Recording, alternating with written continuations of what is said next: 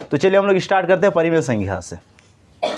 कैसी सीन आ गया, पहला चैप्टर है और यहीं से हम लोग सवाल का शुरुआत करते हैं। तो जैसा आप लोगों को पता है क्या कि जब हम लोग किसी संख्या को P/Q के रूप में लिखते हैं तो ये कहलाता परिमेय संख्या। ये सबको पता है ये बात। तो कहने का अर्थ हो गया कि ये ऊपर वाला जो संख्या होगा ये कहलाता अंश और ये नीचे वाला जो संख्या ये कहलाता हर। ये चीज़ हम लोग को पता है। जैसे उदाहरण में देखें तो 0 इसके नीचे कुछ नहीं तो 1 है, जैसे 5 इसके नीचे कुछ नहीं तो 1।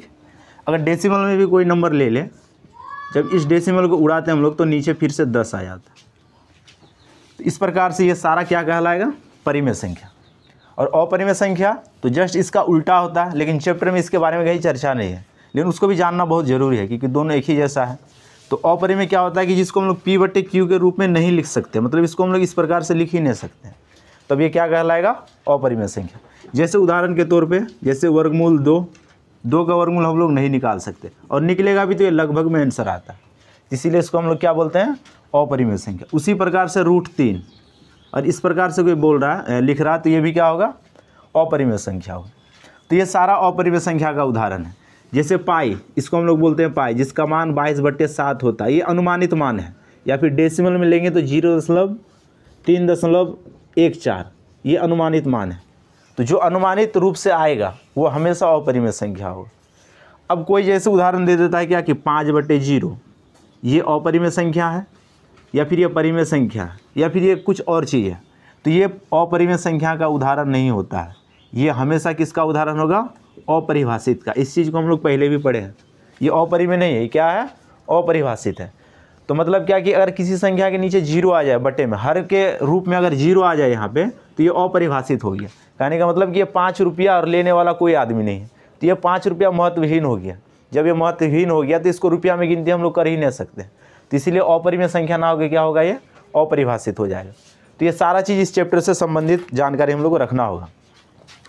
अब चलिए इस चैप्टर में जो भी चीज़ है उसके बारे में और जानकारी लेना होगा। जैसे कि ये तो पता चल गया कि परिमेय संख्या कहते किसे।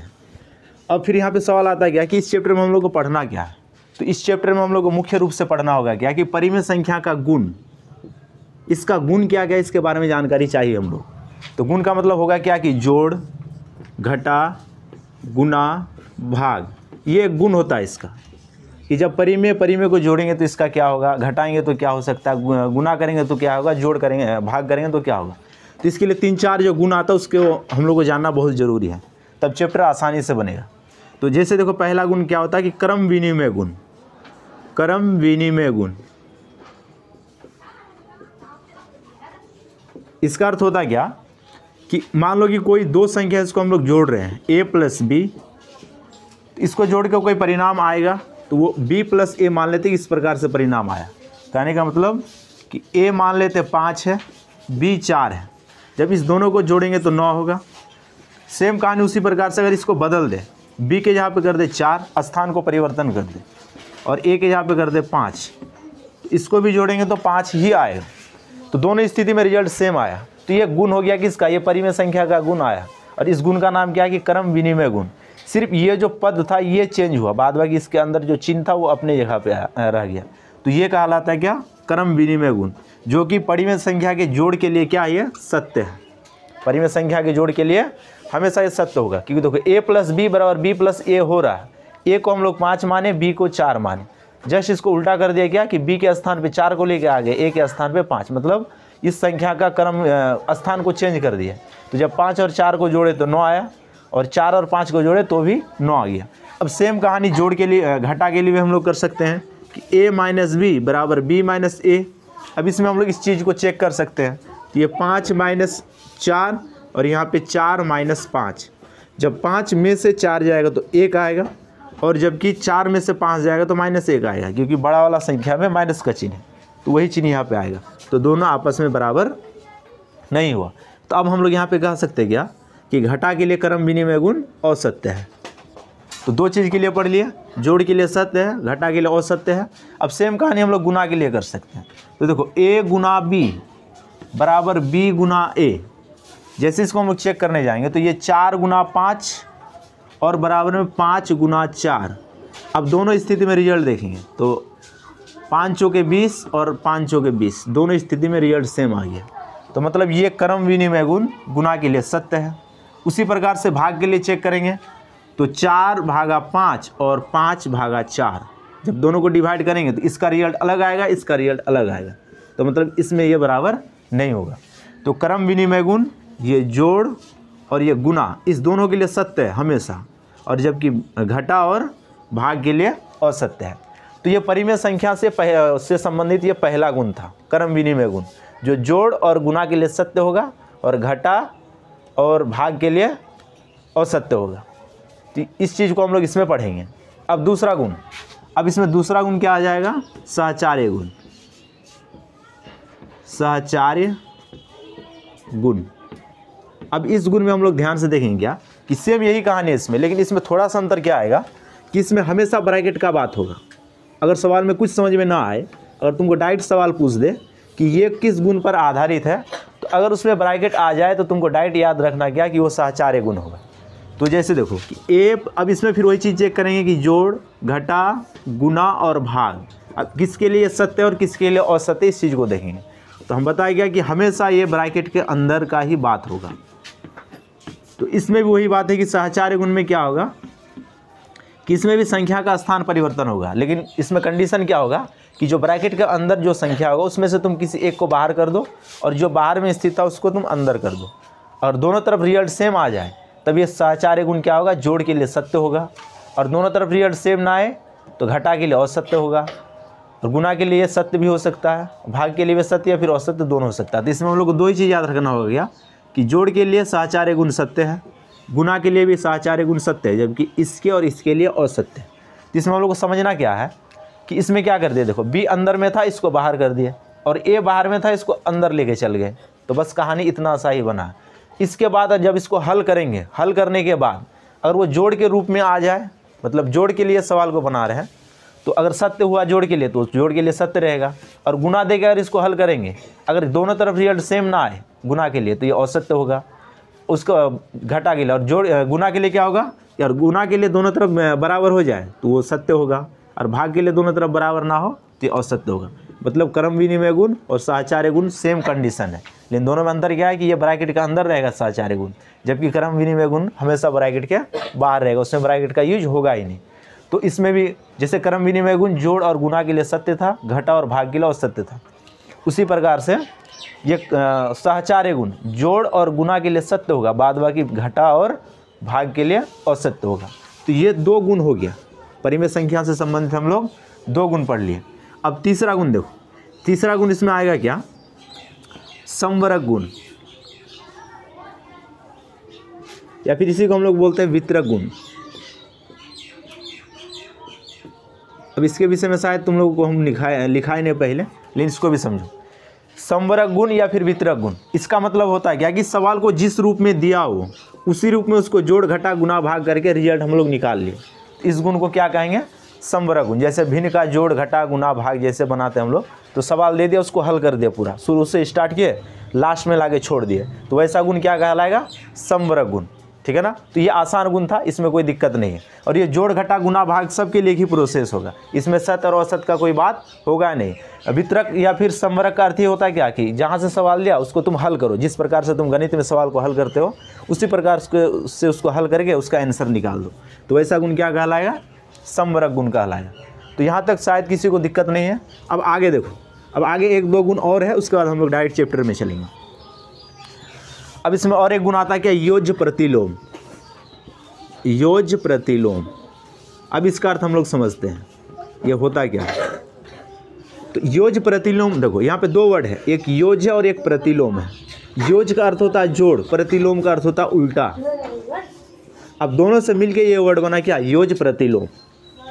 तो मतलब कि जो संख्या रहेगा उसमें जोड़ का चिन्ह रहेगा, अब उसका उल्टा चिन्ह लगा देंगे तो वो क्या कहलाएगा, उस संख्या का योज्य प्रतिलोम कहलाएगा। कहने का अर्थ कि 5 एक कोई संख्या है, इसके आगे कोई चिन्ह है तो जोड़ का चिन्ह रहता है। ये चीज़ हम लोग को पहले से पता है कि जब किसी संख्या के आगे कोई चिन्ह ना रहे तो उसको हम लोग हमेशा जोड़ में मानते हैं। तो मतलब इसके आगे 5 के आगे जोड़ का चिन्ह है, मतलब योजक का चिन्ह है। तो अब इसका अर्थ तुमको योज्य प्रतिलोम बोले तो इसका योज्य प्रतिलोम हो जाएगा -5, तो जस्ट उल्टा चिन्ह हो गया इसका। योज्य प्रतिलोम जस्ट इसका उल्टा होता है, ठीक है ना। अगर तुमको पूछे क्या कि -2 का योज्य प्रतिलोम, तो -2 का तो माइनस से माइनस +2 हो जाएगा। बात समझ में आ रहा है ना? ये जस्ट इसका उल्टा हो गया। तो यही क्या कहलाएगा? योज्य प्रतिलोम। तो चैप्टर तुम्हारा यही से स्टार्ट है कि इसी नाम में यही से सवाल स्टार्ट है कि योज्य प्रतिलोम है क्या, इससे संबंधित ही सवाल दिया है। अब उसके बाद देखो, अब इसमें एक दो बात क्या आता है कि जैसे देखो ये जीरो ना कभी प्लस होता ना ही कभी ये माइनस होता है। तो डायरेक्ट यहाँ पे एक सवाल क्या बन गया कि जीरो का योज्य प्रतिलोम हमेशा जीरो ही होगा। तो सवाल क्या बनता है यहाँ पे कि किस संख्या का योज्य प्रतिलोम वही संख्या होता है। तो जीरो का योज्य प्रतिलोम जीरो ही होता है, क्योंकि जीरो को माइनस में हम लोग लिख नहीं सकते हैं, ना ही ये प्लस है और ना ही ये माइनस है, ये बीच का एक कड़ी है। ठीक है ना? तो ये हो गया योज्य प्रतिलोम। और इसके बाद जो गुण आएगा, इसके बाद गुण आ जाएगा गुणात्मक प्रतिलोम। गुणात्मक प्रतिलोम। अब इसमें भी दो ही चीज़ है। गुणात्मक मतलब होता है गुना, प्रतिलोम मतलब हो जाएगा उल्टा। सेम इसमें वही कहानी है। तो मतलब किसी संख्या से गुना करके उसको पलट दो, वही क्या कहलाएगा? गुणात्मक प्रतिलोम। कहने का मतलब कि ये 5 है, 5 का जस्ट उल्टा अगर हम लोग लिखेंगे तो 1/5। देखो इसके साथ कुछ गुना नहीं तो 1 है। ये चीज़ हम लोग को पहले से पता है क्या कि दुनिया में जितना प्रकार का भी संख्या है और उसके साथ कोई गुना में नहीं तो 1 तो जरूर गुना में है। अब देखो इस 1 का गुना का उल्टा क्या हो जाएगा? 1/5। तो मतलब इस 5 का गुणात्मक प्रतिलोम क्या हो गया? 1/5 हो गया। अब जैसे देखो 2/3 का योज्य प्रतिलोम, इसके साथ गुना में नहीं तो कुछ नहीं तो 1 है। अब इसको पलटेंगे तो 3 चल जाएगा ऊपर में, 2 आ जाएगा नीचे में। तो मतलब इस 1 का इस 2/3 का गुणात्मक प्रतिलोम कितना आ गया? 3/2। अब देखो इसमें एक गुण क्या निकला कि जब दोनों का आपस में गुना करेंगे, मतलब कि जिस संख्या का गुणात्मक प्रतिलोम निकाले वो संख्या और उसका गुणात्मक प्रतिलोम को जब आपस में गुना करेंगे तो हमेशा 1 आएगा। अगर 1 ना आए तो वो उस संख्या का गुणात्मक प्रतिलोम नहीं कहलाएगा। जैसे देखो 3 से 3 कट गया, 2 से 2 कट गया, बचा कितना? 1। तो मतलब 2/3 का योज्य गुणात्मक प्रतिलोम 3/2 निकाले, जब इस दोनों को आपस में गुना कर दे तो रिजल्ट के रूप में क्या आ गया? 1 आ गया। उसी प्रकार से देखो ये 5 था, 5 का गुणात्मक प्रतिलोम 1/5 आया, जब इस दोनों का आपस में गुना करेंगे तो 5 से 5 कट जाएगा, बच जाएगा क्या? 1। तो मतलब ये क्या कहलाया? गुणात्मक प्रतिलोम। तो यहाँ तक किसी को कोई दिक्कत नहीं है। अब चलते हैं हम लोग आगे। अब अगला पॉइंट देखते हैं। अब यहाँ पे एक सवाल और बनता है क्या कि योज्य तत्समक क्या है? योज्य तत्समक, अब इसके बारे में ध्यान से सुनना। योज्य तत्समक,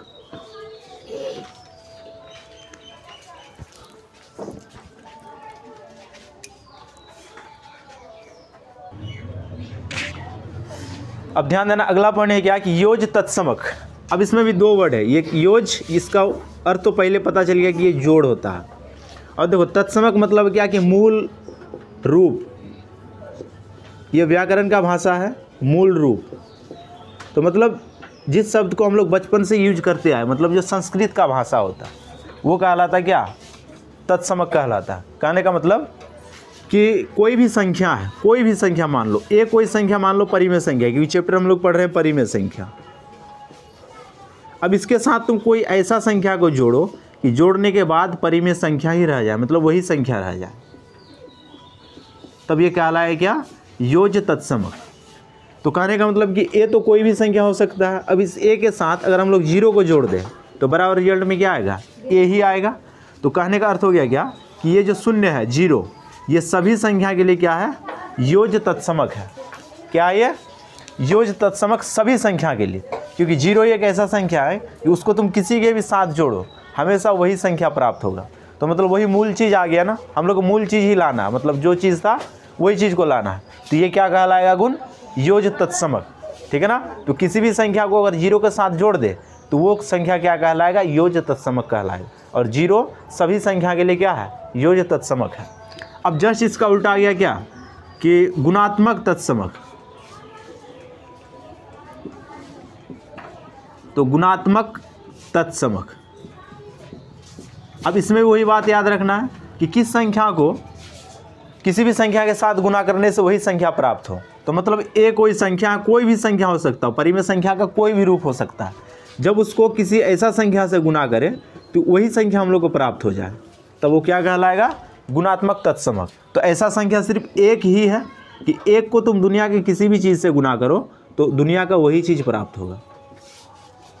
ठीक है ना? तो मतलब एक सभी संख्या के लिए क्या हो गया? गुणात्मक तत्समक। तो यहाँ तक किसी को कोई दिक्कत नहीं होना चाहिए, ठीक है ना। जितना अच्छा से हमको समझाना था हम उतना अच्छा से समझा दिए। अब हम लोग चैप्टर में चलेंगे। यहाँ तक जिसको समझ में आ गया वो किसी भी सवाल में नहीं फंस सकता है, ठीक है ना। तो इसमें हम लोग टोटल सवाल को अभी देखेंगे। अब उसके बाद हर एक सवाल में एक दो जो उसका पॉइंट होगा उसको क्लियर करते जाएंगे और पूरा चैप्टर को अब हम लोग कंप्लीट करेंगे।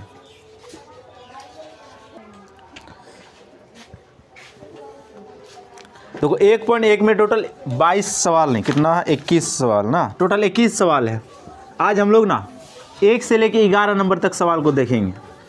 उसके बाद फिर आगे क्लास में, आगे वीडियो में हम लोग पूरा चैप्टर को कंप्लीट कर लेंगे। मतलब 2 वीडियो में ये पूरा चैप्टर कंप्लीट हो जाएगा। तो देखो पहला सवाल इसमें लिख रहा है क्या कि निम्नलिखित परिमेय संख्याओं का योज्य प्रतिलोम लिखे। तो हम बता रहे हैं कि योज्य प्रतिलोम से ही ये चैप्टर स्टार्ट है पूरा। तो योज्य प्रतिलोम मतलब उसका जस्ट उल्टा चिन्ह दे के लिखना सवाल में। तो 1 नंबर में सवाल दे दिया क्या कि -5/6। अब इसका योज्य प्रतिलोम, तो बनाने का तरीका देखो, -5/6 का योज्य प्रतिलोम, योज्य प्रतिलोम इसी प्रकार से हम लोग सवाल में लिखेंगे। ऐसा नहीं कि डायरेक्ट आंसर लिख देंगे, तब वो तुम्हारा बनाने का तरीका नहीं हो, सिर्फ तुम्हारा हो गया क्या आंसर मिलाना। और गणित में याद रखना, कभी भी हम लोग आंसर मिलाने का कोशिश नहीं करेंगे, हमेशा कोशिश करेंगे कि मेरा तरीका सही हो बनाने का, और तरीका सही तो आंसर अपने आप मिलेगा। तो -5/6 का योज्य प्रतिलोम मतलब जस्ट इसका उल्टा चिन्ह, ये माइनस है तो ये रह जाएगा प्लस में, ये हो गया आंसर इसका। बहुत ही आसान सवाल है। तो 1 नंबर में टोटल 8 सवाल है, ये आसानी से बन सकता है, इसमें कहीं कोई दिक्कत नहीं है। हमेशा उल्टा चिन्ह देके लिखना, माइनस है तो प्लस लिखेंगे, प्लस है तो माइनस लिखेंगे, और प्लस चिन्ह कभी लिखा नहीं जाता। जैसे देखो इसमें 5 नंबर जो सवाल दे दिया, सवाल में पूछ रहा क्या कि x का योज्य प्रतिलोम, तो -x हो गया आंसर। इस नंबर को उतारो जल्दी, तब फिर हम लोग 2 नंबर सवाल को देखते हैं।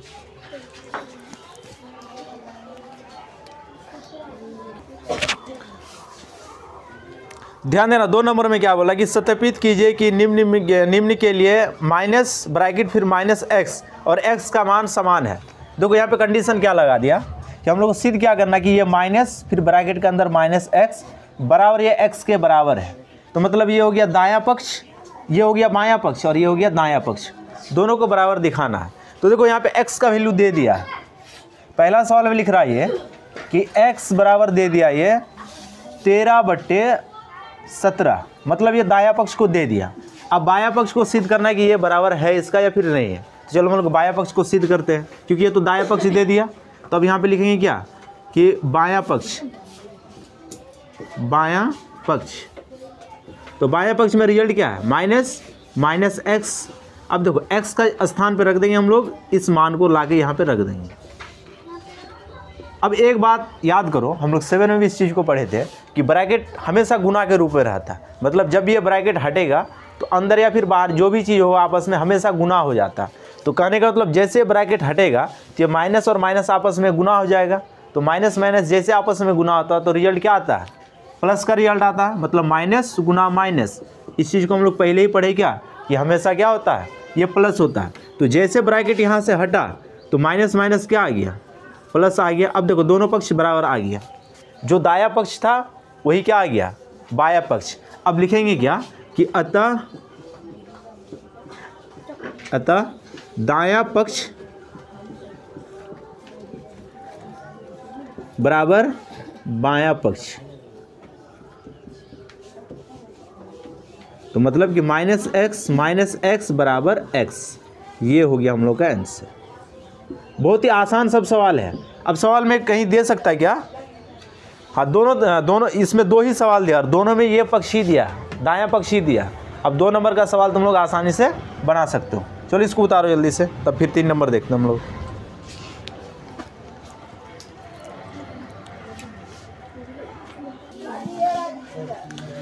देखो यहाँ पे 3 नंबर में क्या बोल रहा है कि क्रम विनिमय गुण का प्रयोग कर रिक्त स्थानों को भरिए। तो ये एकदम आसान सवाल है। क्रम विनिमय गुण होता क्या ये बता दिए। तो क्रम विनिमय गुण क्या बताए कि a + b बराबर हमेशा होगा b + a, ये है क्रम विनिमय गुण। और ये जोड़ के लिए सत्य है। तो कहने का मतलब कि जहाँ जहाँ जोड़ आएगा उसके लिए तो एकदम सत्य होगा। ये भाग और घटा के लिए क्या होगा, और सत्य होगा। तो देखो इसमें पहला सवाल क्या दे रहा है, पहला सवाल लिख रहा है क्या कि -3 + 7/9 क्रम विनिमय गुण ना। अब देखो इसको पलटते हैं, 7/9 मतलब देखो ये ए है और ये बी है ना, तो 7/9 को पहले लेके आ जाते हैं, जोड़ अपने जगह पे रहा और -3 को बाद में लेके आ जाते हैं। अब फिर यहाँ पे मन में एक सवाल आएगा क्या कि जैसे कि आप पहले बताए क्या कि सिर्फ संख्या का स्थान चेंज होगा, चिन्ह का स्थान चेंज नहीं होगा, तो फिर ये चिन्ह इसके साथ क्यों आ गया, ये सवाल होना चाहिए। लेकिन याद करो कि ये सिर्फ और सिर्फ जोड़ के लिए सत्य है, ये घटा के लिए हमेशा क्या है, असत्य है। मतलब ये माइनस हमेशा इसी के साथ रहेगा, ये माइनस इसके साथ रहेगा, इसी के साथ रहेगा। ये यहाँ पे अगर हम लोग छोड़ के जाएंगे तो फिर ये सवाल गलत हो जाएगा, तो वो घटा के लिए हो जाएगा। इसलिए माइनस हमेशा किसके साथ रहेगा, जिस संख्या पे दिया हुआ है उसी संख्या के साथ ही आगे पीछे होगा। सिर्फ हटेगा कौन नहीं, सिर्फ जोड़ जहाँ पे वहीं पे रहेगा, जोड़ के साथ कोई छेड़खानी नहीं होगा। लेकिन बाद बाकी जितना भी चिन्ह रहेगा वो उस संख्या के साथ आ जा सकता है, उसमें कोई दिक्कत नहीं है। अब दोनों स्थिति में रिजल्ट क्या आना चाहिए, सेम आना चाहिए, ठीक है ना। अब इसको हल करते हैं, देखो तो लघुत्तम आ जाएगा 9, इसके नीचे कुछ नहीं तो 1 भाग देंगे तो 9, अब ऊपर के 7 गुना तो 9 × 27, ये प्लस तो प्लस, 9 × 9 7। तो इसको जब हल कर लिए हम लोग तो माइनस का कितना आ गया 20/9, ठीक है ना। अब इधर आ जाओ, अब ये दूसरा वाला, अब इधर भी लघुत्तम कितना आ गया 9, 9 × 9 7 प्लस माइनस ब्रैकेट जैसे हटा तो गुना, अभी बताया गया इससे पहले कि हमेशा गुना का चिन्ह होता, प्लस माइनस माइनस, तो यहाँ पे आ गया माइनस, इसके नीचे कुछ नहीं तो 1 है, भाग दिए तो 9 आ गया, 9 × 27, इसको भी घटाओ तो कितना आ जाएगा। तो दोनों स्थिति में रिजल्ट सेम आया ना, तो क्रम विनिमय से ये सवाल बन गया। तो क्रम विनिमय गुण सवाल इस रूप में दिया था, इसको बना दिया, ये वाला रिजल्ट आया। क्रम विनिमय मतलब संख्या का स्थान परिवर्तन किया तो ये वाला रिजल्ट आ गया, तो यही हो गया हम लोग का आंसर।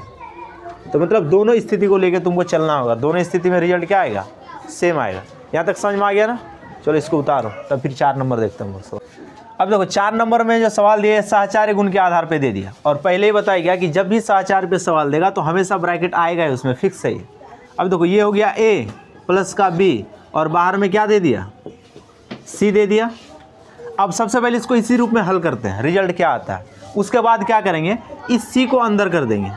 c को अंदर जैसे करेंगे या तो a को बाहर करेंगे या फिर b को बाहर करेंगे, दोनों में से किसी को भी बाहर कर सकते हैं, और उस स्थिति में भी रिजल्ट क्या आएगा, सेम आएगा। क्योंकि हम लोग पढ़े क्या कि साहचर्य गुण जोड़ और गुना दोनों के लिए सत्य है, जबकि घटा और भाग के लिए असत्य है। तो सबसे पहले इस चीज़ को हम लोग इसी रूप में हल करते हैं। तब आ जाओ बोर्ड मास में। बोर्ड मास में हम लोग क्या पढ़े कि सबसे पहले ब्रैकेट का काम करते हैं, ठीक है। तो सबसे पहले ब्रैकेट का काम हम लोग कर लेते हैं। तो ब्रैकेट के अंदर क्या, भिन्न का जोड़, तो लघुत्तम कितना आ जाएगा 12, तो 4 × 12 3 × 9 प्लस 6 दूना 12 5 दूना 10, और देखो प्लस माइनस ये माइनस आ जाएगा यहाँ पे, ठीक है। अब आगे देखो, अब यहाँ पे बच गया कितना 1/12 माइनस का 1/7। अब यहाँ पे लघुत्तम आ जाएगा कितना 12×84, ठीक है ना। तो यहाँ पे आ गया 7 और ये माइनस ये आ गया 12। जब इसको हल करेंगे हम लोग तो रिजल्ट हम लोग को मिल जाएगा कितना 5/84। यहाँ तक ठीक, मतलब ये भिन्न का जोड़ घटा था, इसको हम लोग हल कर दिए। अब इसको साहचर्य गुण पे बैठाते हैं। अब ध्यान देना, इस c को अंदर कर देते और किसी एक को बाहर करते इसमें से। चलो इसी को बाहर कर लेते एक को, तो यहाँ पे -7/8 चल गया अंदर में, और 5/6 ये अंदर में ही था, और बाहर में लेके आ गया हम लोग क्या -3/4। अब अंदर का काम पहले होगा, तो यहाँ पे 24 आ जाएगा, इसका लॉस है। तो 8 × 24 7 × 21 प्लस 6 चौके 24 5 चौके 20, और यहाँ पे प्लस माइनस ये आ जाएगा -3/4। अब जब इसको हल करेंगे तो यहाँ पे कितना आ जाएगा, तो यहाँ हो जाएगा माइनस का 1/24 और -3/4।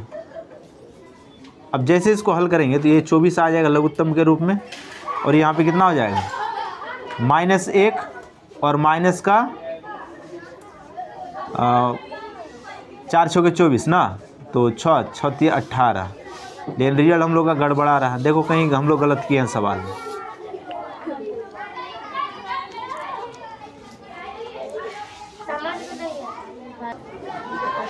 तो देखो ये सवाल था साहचर्य गुण पे आधारित था। तो सबसे पहले देखो इसको जिस रूप में था वैसे हल कर दिया। तो हल करने के बाद आ गया यहाँ पे -19/24। अब सहचार्य गुण क्या पढ़े कि देखो ये ए प्लस बी और प्लस में सी है। अब इसका नियम क्या है कि ये जो सी बाहर में है इसको तुमको अंदर लेके आना है, और ये बी और ए और बी में से किसी एक को बाहर लेके चल जाना। तुम स्वतंत्र हो, दोनों में से किसी को बाहर लेके जाओ, कुछ फर्क नहीं पड़ेगा। तो देखो सी को अंदर कर दिया, सी को लेके आ गए ए के यहाँ पे, इसलिए बाहर किसको किए, ए को। अगर सी को लेके आते बी के यहाँ पे तो बाहर किसको करते हैं, बी को। अब फिर इसको हल किया, हल करने के बाद सेम कहानी आ गया, दोनों में आया ना, यहाँ पर भी 19/24, यहाँ पर भी 19/24। तो मतलब ये सहचार्य गुण के ऊपर आधारित है। तो लास्ट में क्या लिखेंगे, अतः यह सहचार्य गुण पर आधारित है। इतना चीज़ को यहाँ पे लिख दोगे, बस हो गया आंसर। तो 4 नंबर में अब जितना सवाल है सारा सवाल को तुम बना सकते हो। तो यहाँ तक किसी को कोई दिक्कत नहीं होना चाहिए। अब हम लोग चलते हैं आगे सवाल में।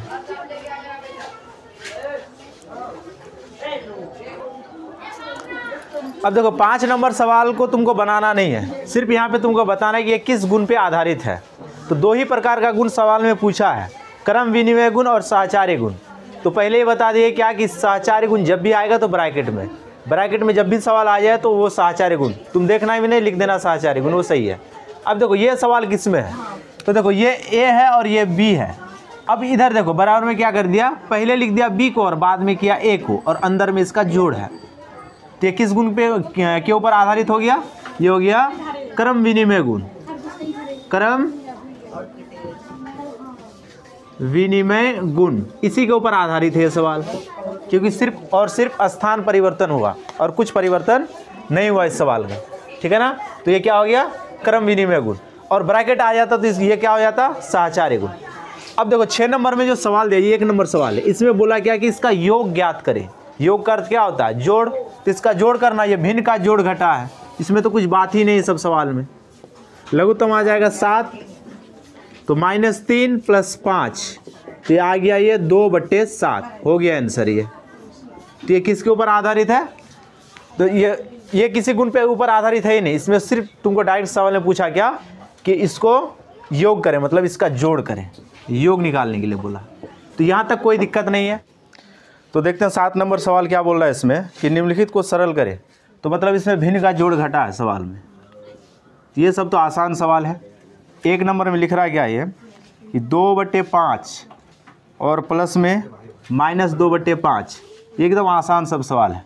इसका लघुत्तम निकालेंगे 5, 5 का 5 प्लस का 2 प्लस माइनस, ये माइनस होगा यहाँ पे, फिर 5 का 5 1, 1 × 2 2, ये 0/5 बराबर क्या आ गया 0, ये हो गया आंसर। तो देखो 7 नंबर में 6 सवाल है, ये इसी प्रकार से सारा सवाल बनेगा। कहने का मतलब कि इसमें भिन्न का जोड़ और घटा है। तो यहाँ तक तो सवाल बहुत ईजी था। अब देखते हैं 8 नंबर सवाल। देखो चैप्टर में टोटल 22 सवाल है, सभी सवाल को हम लोग को देखना होगा, ठीक है ना। तो हम लोग अभी तक 7 तक पहुँच चुके हैं। अब 8 नंबर सवाल में चलते हैं। तो ध्यान देना, 8 नंबर में सवाल बोलना क्या चाह रहा है ये कि x + y बराबर y + x। एक चीज़ यहाँ पे समझ में ये चीज़ आ गया कि ये क्रम विनिमय गुण है, ये चीज़ लिख दिया सवाल में। अब लिख रहा गया कि इसको जांच करें, यहाँ पे x और y का मान दे दिया। 1 नंबर में क्या दे दिया, ये x बराबर दे दिया यहाँ पे सवाल -5/6 और y बराबर 3/4, ये 2 चीज़ दे दिया। अब देखो ये हो गया बायां पक्ष और ये है दायां पक्ष। अब दोनों को हम लोग चेक करेंगे, दोनों स्थिति में क्या होगा, समान होगा, क्योंकि हम लोग पहले ही पढ़े क्या कि क्रम विनिमय गुण जोड़ के लिए सत्य है। अब ध्यान देना सवाल में। तो सबसे पहले ये बायां पक्ष को हम लोग देखते हैं। तो यहाँ पे लिखेंगे क्या, बायां पक्ष। चलो ऊपर से चलते हैं हम लोग। तो बायां पक्ष में है क्या, x + y। अब देखो x के यहाँ पे कितना है -5/6 और प्लस y के जगह पर 3/4। अब इसको हल करते हैं, ये लघुत्तम का जोड़ घटा आ गया। अब यहाँ पे लघुत्तम कितना आ जाएगा 12, तो 6 दूना 12, 5 दूना 10, ये जोड़ है तो जोड़, 4 × 12, 3 × 9। अब देखो इसका हल कितना आ गया -1/12। यहाँ तक ठीक है ना। अब चलते हम लोग इस पक्ष को देखते हैं, इसको मान लेते हैं समीकरण 1 कि जब इसको हल किया तो ये वाला रिजल्ट आया। अब कौन सा पक्ष देखेंगे, अब ये वाला पक्ष। अब तथा यहाँ पे लिखेंगे तथा, तथा देखिए क्या लिखेंगे, दायां पक्ष, दायां पक्ष। अब देखो दायां पक्ष में है क्या, y प्लस एक्स। अब y का मान पहले बैठेगा इसमें, तो 3/4 प्लस और x के यहाँ पे -5/6। अब फिर यहाँ पे लघुत्तम 12 ही आएगा। 4 तिये 12, 3 तिये 9। अब देखो प्लस माइनस, माइनस का चिन्ह, 6 दूना 12, 5 दूना 10, कितना आ गया, -1/12। अब देखो समीकरण 1 और 2 में देखो दोनों बराबर हो गया ना। और क्रम विनिमय गुण ऐसे भी हम लोग को पता है कि बराबर ही होता है, लेकिन तुमको उदाहरण देके समझाना था, मतलब इस सवाल को बनाना था इस रूप में। अब देखो समीकरण 1 और 2 दोनों बराबर हो गया, तो अब यहाँ पे क्या लिख सकते हैं कि समीकरण 1 तथा 2 से निचारा, या निचारा वीडियो में। अब देखो ऊपर आ जाओ, 1 और 2 में देखो क्या हो गया कि x प्लस वाई बराबर y प्लस एक्स, ये निकल गया बराबर। इसी चीज़ को दिखाना हर एक सवाल में। तो 1 नंबर में ये वाला चीज़ दिया था, तो इसी प्रकार से सारा बना दिया। फिर 2 नंबर में कुछ सवाल देगा, वहाँ पे x और y का मान देगा, फिर सेम इसी प्रकार से बनाएंगे और दोनों को क्या दिखा देंगे हम लोग, बराबर दिखा देंगे। तो ये था 7 नंबर का सवाल और ये 8 नंबर का सवाल। तो देखो 8 नंबर में टोटल सवाल दे दिया, यहाँ पर 2 सवाल है, एक सवाल बता दिया, दूसरा सवाल अब आसानी से बनेगा। चलो इसको पहले उतारो, तो फिर आगे देखते हैं सवाल को। अब ध्यान देना 9 नंबर, जिस प्रकार से हम लोग 8 नंबर में क्रम विनिमय गुण को दिखाए कि ये आपस में बराबर होता है, मतलब ये जोड़ के लिए सत्य होता है, इस चीज़ पे डिस्कस किए। अब ये जस्ट दे दिया क्या, इसका जस्ट दूसरा पॉइंट दे दिया क्या कि सहचार्य गुण। तो सहचार्य गुण भी किसके लिए सत्य होगा, जोड़ के लिए सत्य, ये चीज़ हम लोग पहले भी पढ़ चुके हैं। तो सहचार्य गुण पे अब इस सवाल को दिखाना है कि ये सही है या फिर गलत है। तो सहचार्य गुण में देखो हमेशा ब्रैकेट आएगा, तो x प्लस ब्रैकेट में y प्लस जेड बराबर x प्लस वाई और ब्रैकेट के बाहर z दे दी। तो सबसे पहले हम लोग बायां पक्ष को दिखाते हैं, उसके बाद फिर दायां पक्ष को निकालेंगे, दोनों आपस में बराबर आएगा। तब देखो पहला सवाल दे दिया, x का मान दे दिया, y का मान दे दिया, z का मान दे दिया। और बायां पक्ष में इस चीज़ को बैठाएंगे यहाँ पे, तो x के यहाँ पे -2/3 प्लस y के स्थान पे 7/8 प्लस z के स्थान पे -3/5। अब इसको इसी रूप में हल करेंगे हम लोग। तो -2/3 सबसे पहले ब्रैकेट का काम बोर्ड मास के अनुसार 40 आ जाएगा लघुत्तम, तो 8 5 6 40, 5 7 5 35। देखो प्लस माइनस, ये माइनस का चिन्ह, 5 8 40, 8 3 24। अब देखो इसको जब हल करेंगे तो ये हो गया -2/3 और प्लस 35 में से 24 गया, तो ये बच गया 11/40। अब फिर यहाँ पे लघुत्तम लेना होगा, ब्रैकेट का कहानी खत्म हो गया। तो जैसे लघुत्तम ले लेंगे तो ये आ जाएगा 120। तो 3 चौके 12, 40 आया, तो 4 दूना 8, तो माइनस का 80 प्लस, तो प्लस 4 तिये 12, 3 11 तिये 33।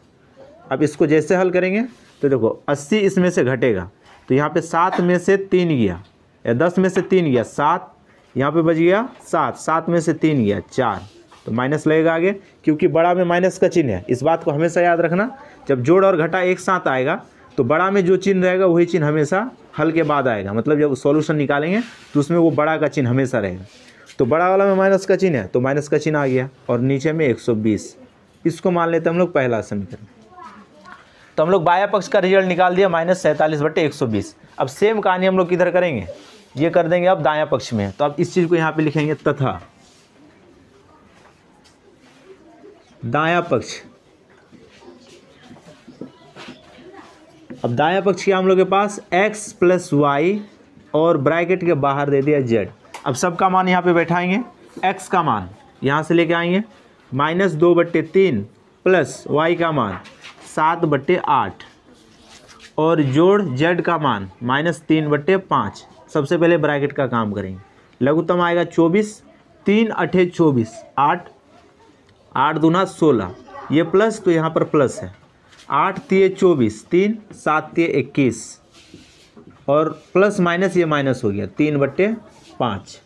अब इसको आगे हल करेंगे तो यहाँ पे घट जाएगा, तो कितना बच जाएगा, प्लस का 5/24 और माइनस का 3/5।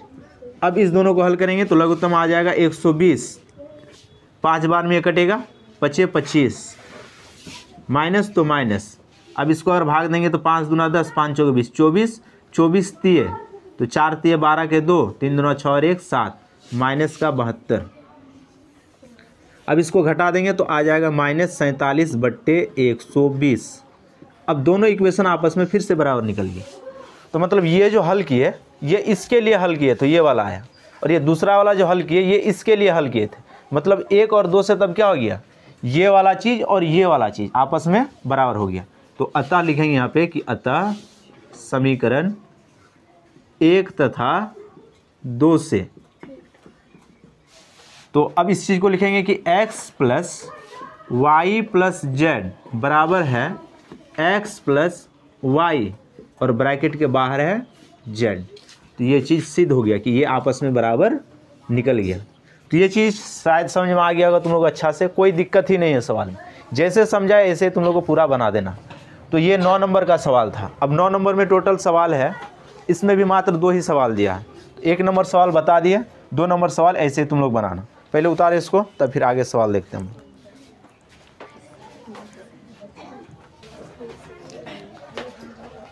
अब ध्यान देना 10 नंबर सवाल में क्या बोला कि निम्नलिखित को एक परिमेय संख्या के रूप में लिखे।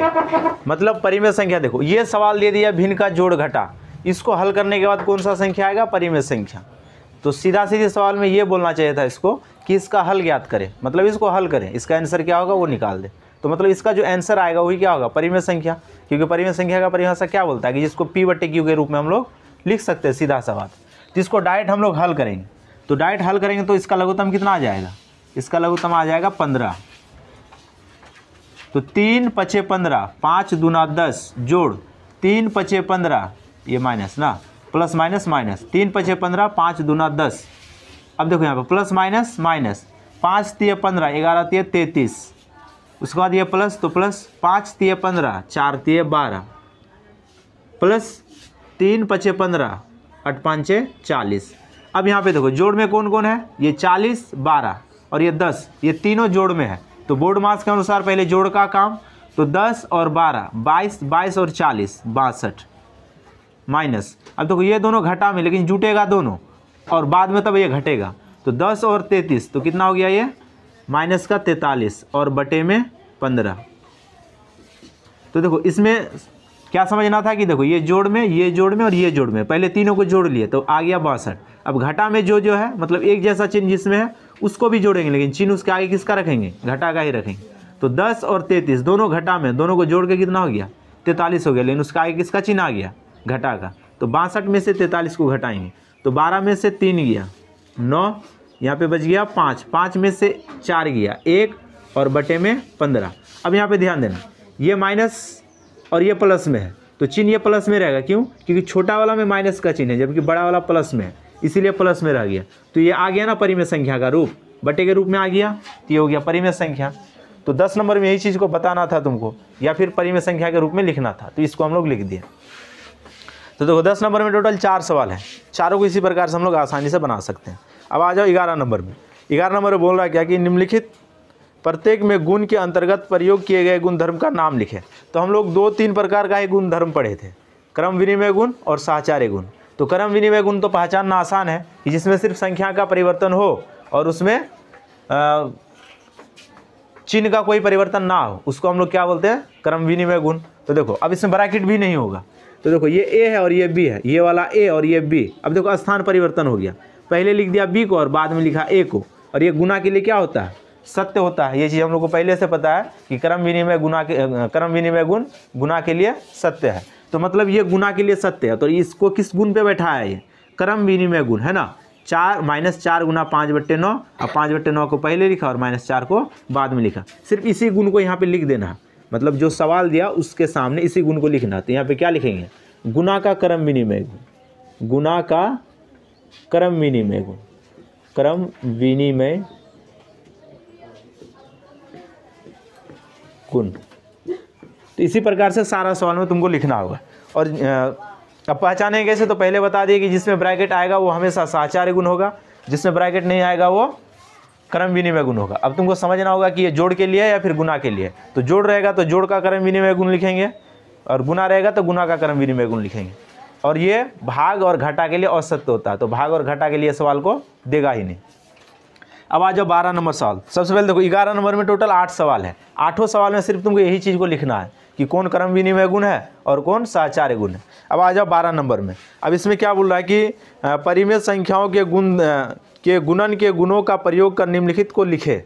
अब इसमें भी वही बात है कि इसमें तुमको गुण को ही लिखना है। देखो सवाल में ये वाला चीज़ दे दिया था, तो मतलब ये ए है और ये बी है। अब इसको उलट के लिख दिया हम लोग, तो बी आ गया पहले, ए आ गया बाद में। तो ये कौन सा गुण आ गया, इसमें भी आ गया क्या, गुणा का क्रम विनिमय गुण, ठीक है ना। जैसे ब्रैकेट जहाँ पे आ जाएगा वो साहचर्य गुण होगा, वो या तो जोड़ के लिए हो सकता है या फिर घटा के गुणा के लिए हो सकता है। तो यहाँ तक पहले उतारो, ये 12 नंबर तक हो गया टोटल सवाल सॉल्व। तो देखो इसमें भी टोटल कितना सवाल है, 12 नंबर में टोटल 10 सवाल है और 10 सवाल में सिर्फ तुमको यही चीज़ लिखना है। चलो इसका और एक सवाल देखते हैं। जैसे देखो इसका 12 नंबर का दे दिया 10 नंबर सवाल। अब इसमें भी वही चीज़ को लिखना है, तो 5/7 और गुणा में दे दिया ब्रैकेट के अंदर -3/5 और जोड़ में -5/7। सबसे पहले देखो ये साहचर्य गुण है क्योंकि ब्रैकेट आ चुका है सवाल में।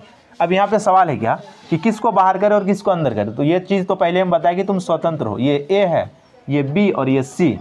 तो बी और सी ब्रैकेट में है, इसमें से किसी एक को बाहर करो और एक को अंदर करो। यहाँ पे कोई दिक्कत नहीं कि किसको बाहर करे या फिर किसको अंदर करे। तो मान लो कि हम बी को बाहर कर दिए, तो बी को लिख दिया बाहर में, ये गुना यहाँ पे आ गया और ये चल गया अंदर में, और यहाँ पे प्लस में -5/7। तो मतलब ये दोनों आपस में क्या होगा, ये और ये आपस में बराबर होगा। तो अब देखो ये साहचर्य गुण पे है, लेकिन देखो गुना भी आ गया जोड़ भी आ गया, तो क्या लिखेंगे, तो यहाँ पे लिखेंगे गुना तथा योग, मतलब जोड़, दोनों चीज़ एक साथ आ गया, इसलिए हम लोग को एक साथ लिखना होगा। गुना तथा योग का साहचर्य गुण, साहचर्य गुण, बस हो गया आंसर। क्योंकि दोनों एक साथ आया है, दोनों एक साथ आया, इसलिए इस दोनों को लिखना होगा कि गुना तथा योग का साहचर्य गुण है। तो यहाँ तक कोई दिक्कत नहीं होना चाहिए। चलो यहाँ तक उतारो, तब फिर हम लोग देखते हैं आगे का सवाल।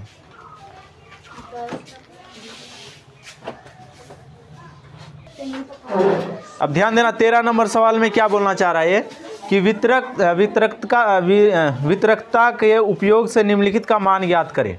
मतलब कि जैसे हम लोग सवाल को हल करते हैं ना, भिन्न का जोड़ घटा, उसी प्रकार से उसको सेम हल कर देना। तो ये तो बन जाएगा, ये बोर्ड मास का रूल लगाओगे ये बन जाएगा। तो 13 नंबर आसान है, सिर्फ तुमको हल कर देना। हल करने के बाद जो आंसर आएगा, मतलब जो यहाँ पे मान आएगा वो इसका उत्तर हो जाएगा, ठीक है। अब आ जाओ 14 नंबर सवाल। अब 14 नंबर सवाल में जितना थ्योरी बताए उसी से सारा सवाल को दिया है। अब यहाँ पे देखो 14 नंबर में रिक्त स्थान को भरना है और सवाल यहीं से बनता है। जब ऑब्जेक्टिव सवाल पूछेगा तो सवाल को यहीं से देगा ही। तो देखो पहला सवाल क्या बोल रहा है इसमें कि किसी परिमेय संख्या और उसके गुणात्मक विलोम का गुणनफल हमेशा 1 होता है। इस चीज़ को बताए थे ना कि कोई भी एक संख्या a है, इसका गुणात्मक विलोम 1/a, जब इस दोनों को गुना करेंगे तो कट जाएगा, तो हमेशा क्या आएगा, 1 आएगा। तो ये थ्योरी में हम अच्छा से समझा दिया। तुम सवाल को जैसे पढ़ोगे तो तुमको समझ में आएगा कि सवाल में क्या बोल रहा है। तो हमेशा क्या होगा, इसका 1 होगा। दूसरा बोल रहा है क्या कि किसी धनात्मक परिमेय संख्या का गुणात्मक प्रतिलोम धनात्मक संख्या होगा। मतलब धनात्मक है तो धनात्मक होगा, ठीक है ना। कहने का मतलब कि a कोई धनात्मक संख्या प्लस में है तो इसका उल्टा भी तो प्लस में ही ना रहेगा। जब इस दोनों को गुना करेंगे तो ये कट जाएगा, प्लस का 1 ही ना बचा, ठीक है ना। उसी प्रकार से देखो अगला बोल रहा है कि किसी ऋणात्मक परिमेय संख्या का गुणात्मक विलोम भी धनात्मक ही होगा। कहने का मतलब कि a कोई माइनस संख्या है, मतलब ऋणात्मक, इसका उल्टा भी क्या होगा, 1/-a। जब इस दोनों को गुना करेंगे तो a और ये कट गया, गुना में माइनस माइनस ये प्लस आ गया। तो मतलब कि प्लस का गुणात्मक प्रतिलोम हमेशा प्लस ही आएगा और माइनस का भी गुणात्मक प्रतिलोम हमेशा क्या आएगा, प्लस ही आएगा। दोनों स्थिति में क्या होगा, प्लस ही होगा। अब देखो चौथा नंबर इनसे क्या बोला कि परिमेय संख्या 0 का गुणात्मक प्रतिलोम डैश होता है। तो परिमेय संख्या 0 का गुणात्मक प्रतिलोम नहीं होता। इस चीज़ को पॉइंट में ही लिखा दिए थे कि 0 का गुणात्मक प्रतिलोम नहीं होता, मतलब ये अपरिभाषित है। अगला देखो 1 और -1 का गुणात्मक प्रतिलोम क्रमशः 1 डैश और डैश होगा। तो देखो 1 और -1 का गुणात्मक प्रतिलोम क्या आएगा, -1 ही आएगा। तो इसमें क्या हो जाएगा, -1 होगा, क्योंकि देखो 1 में माइनस नहीं और इसमें माइनस है। अब अगला सवाल देखो 6 नंबर में कि 6 पे घात -1। तो देखो 6 पे घात -1 को कैसे लिख सकते हैं। देखो घात और घातांक का जो रूल हम लोग 7 क्लास में पढ़े थे कि जब कोई संख्या के ऊपर घात माइनस में हो तो हमेशा कहाँ चल जाएगा, बटे में जाके प्लस में हो जाता है। ये 7 क्लास में भी पढ़े थे और 8 क्लास में भी ये चैप्टर जैसे खत्म होगा तो घात और घातांक ही आएगा, तो वहाँ पर भी इस चीज़ को हम लोग सीखेंगे। तो जब घात माइनस में रहता तो हमेशा कहाँ चल जाता, बटे में जाकर उसका घात प्लस में हो जाता। लेकिन देखो एक घात को कभी लिखा नहीं जाता है, इसके अलावा अगर कोई घात आता इसको हम लोग यहाँ पे लिख देते। तो यहाँ तक दिक्कत नहीं होना चाहिए। तो ये था 14 नंबर का सवाल, ठीक है ना। अब देखो इसमें और 1-2 सवाल पूछ दिया, जैसे देखो इसका 7 नंबर, 14 नंबर का ये 7 नंबर सवाल लिख रहा है क्या कि -5/7, इस पे घात दे दिया ये -1। अब इसको कैसे लिखेंगे, घात को प्लस में लिखना, तो कुछ नहीं करना, नीचे वाला ऊपर और ऊपर वाला नीचे। इस चीज़ को हम लोग 7 क्लास में खूब पढ़े अच्छा से, और 8 क्लास में भी आएगा। अब घात आ गया प्लस में, तो 14 नंबर में टोटल रिक्त स्थान का सवाल था, 8 सवाल था। तो ये सारा सवाल को तुम लोग आसानी से बना सकते हो। अब चलते हैं हम लोग 15 नंबर सवाल की ओर।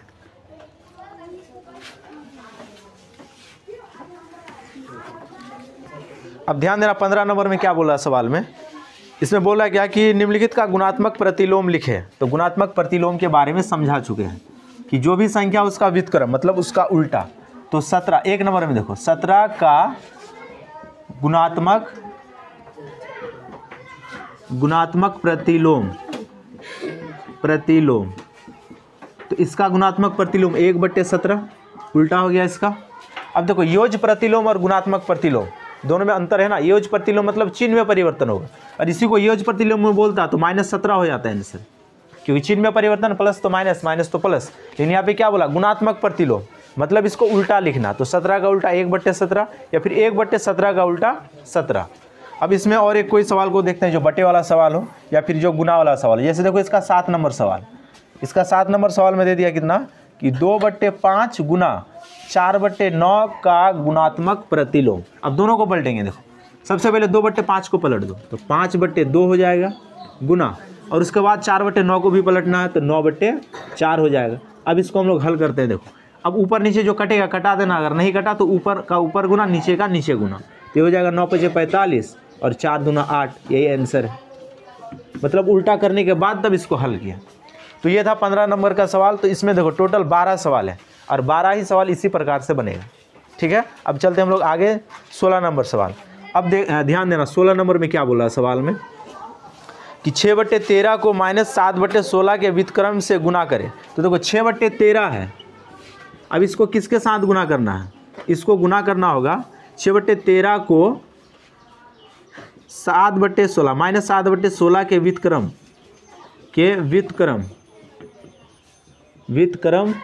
से गुना। तो सबसे पहले इसका व्युत्क्रम लिखेंगे, मतलब इसका व्युत्क्रम, इसका उल्टा।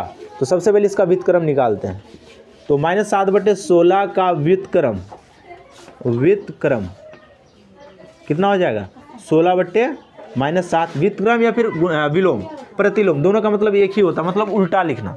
तो इसका उल्टा ये आ गया। अब इस दोनों को गुना करना, मतलब इसको और इसको अब गुना करना। तो अब 16/13 गुना 16/-7, तो 16 गुना 16 256/13 गुना 7 13 91। अब देखो यहाँ पे माइनस है तो ये माइनस लग गया, यही हो गया आंसर। तो सवाल में बोला था क्या कि ये 16/13 को -7/16 के व्युत्क्रम मतलब उल्टा से गुना करो। तो सबसे पहले इसका उल्टा निकाले, तो इसका उल्टा मतलब नीचे वाला ऊपर और ऊपर वाला नीचे आ गया। अब इसको और इसको आपस में गुना किया तो ये वाला रिजल्ट आ गया। तो ये था 16 नंबर का सवाल। यहाँ तक समझ में आ गया होगा। चलो यहाँ तक उतारो, तब फिर आगे का सवाल देखते हैं हम लोग। तो आज हम लोग स्टार्ट करें 17 नंबर सवाल से। अब देखो इसमें पहला सवाल लिखा गया कि यहाँ पे जो भी सवाल दिया हुआ है इसको आपको किसी गुण के आधार पे बनाना होगा। कहने का मतलब या तो क्रम विनिमय गुण के आधार पे बनाना होगा या फिर सहचार्य गुण के आधार पे बनाना होगा। तो सहचार्य गुण पे तो ये आएगा सवाल नहीं, क्योंकि इसमें ब्रैकेट है ही नहीं। तो इसको हम लोग बनाएंगे कैसे तब, क्रम विनिमय गुण, क्योंकि इसके बारे में पहले डिस्कस क्या किए कि जब सवाल में ब्रैकेट रहे तब वहाँ पर समझना क्या कि वहाँ पर सहचार्य गुण लागू होगा, और जहाँ पर ब्रैकेट का चर्चा नहीं होगा वहाँ पर क्रम विनिमय गुण का काम करेंगे हम लोग। तो क्रम विनिमय गुण मतलब स्थान को परिवर्तन करो। तो देखो ये दोनों गुना में, तो इसको पहले लिख लो, स्थान परिवर्तन कर दिया इसका, तो मतलब इसका स्थान परिवर्तन हो गया। तो ये गुना के लिए क्रम विनिमय गुण है, ये चीज़ हम लोग पहले ही पढ़े। देखो घटा के लिए क्रम विनिमय गुण सत्य नहीं है, तो इसको ऐसे ही छोड़ देंगे क्योंकि ये घटा में है। अब इसके पास आ जाओ, अब इसका भी स्थान परिवर्तन करेंगे। 3/5 को पहले लिखेंगे और 3/7 को बाद में लिखेंगे। इसका भी स्थान परिवर्तन हो गया। तो ये कौन सा गुण है यहाँ पे लिख देंगे ब्रैकेट में, क्रम विनिमय गुण, विनिमय गुण। अब इसको इसी रूप में हल करेंगे। तो अब देखो, सबसे पहले गुना का काम, बोर्ड मास में हम लोग यही चीज़ पढ़े हैं कि सबसे पहले ब्रैकेट का काम, ब्रैकेट नहीं रहेगा तो गुना, गुना रहेगा तो भाग, उसके बाद जोड़ और लास्ट में घटा। तो सबसे पहले गुना का काम, ऊपर नीचे कटेगा तो कटाएंगे, नहीं तो गुना करके बैठा देंगे। तो ऊपर नीचे तो कटेगा नहीं, तो ऊपर 3 दूना 6 और नीचे 35, ये माइनस का 1/14 माइनस 3 3 9/35। अब यहाँ पे एलसीएम लेके इसको हल करेंगे। तो 35, 14 और 35 दोनों का एलसीएम आ जाएगा 70 तीनों का। तो 35 दूना 70, 6 दूना 12, ये माइनस तो माइनस, 14 पंजे 70, 5 गुना 1 5, यहाँ पर माइनस तो यहाँ पर भी माइनस। अब 35 दूना 70, 9 दूना 18। अब देखो ये कौन सा गुण आ गया, अगर यहाँ से अगर हल देखें यहाँ से, तो ये आ गया वितरण गुण या फिर वितरक, कि मतलब इसको अब डायरेक्ट हल कर रहे हैं हम लोग। सबसे पहले क्रम विनिमय गुण में सवाल को बैठा दिया और उसके बाद फिर क्या कर रहे हैं, इसको डायरेक्ट सवाल को हल कर रहे हैं। मतलब अब जोड़ घटा जैसे हो रहा है उसको उस प्रकार से बना रहे हैं।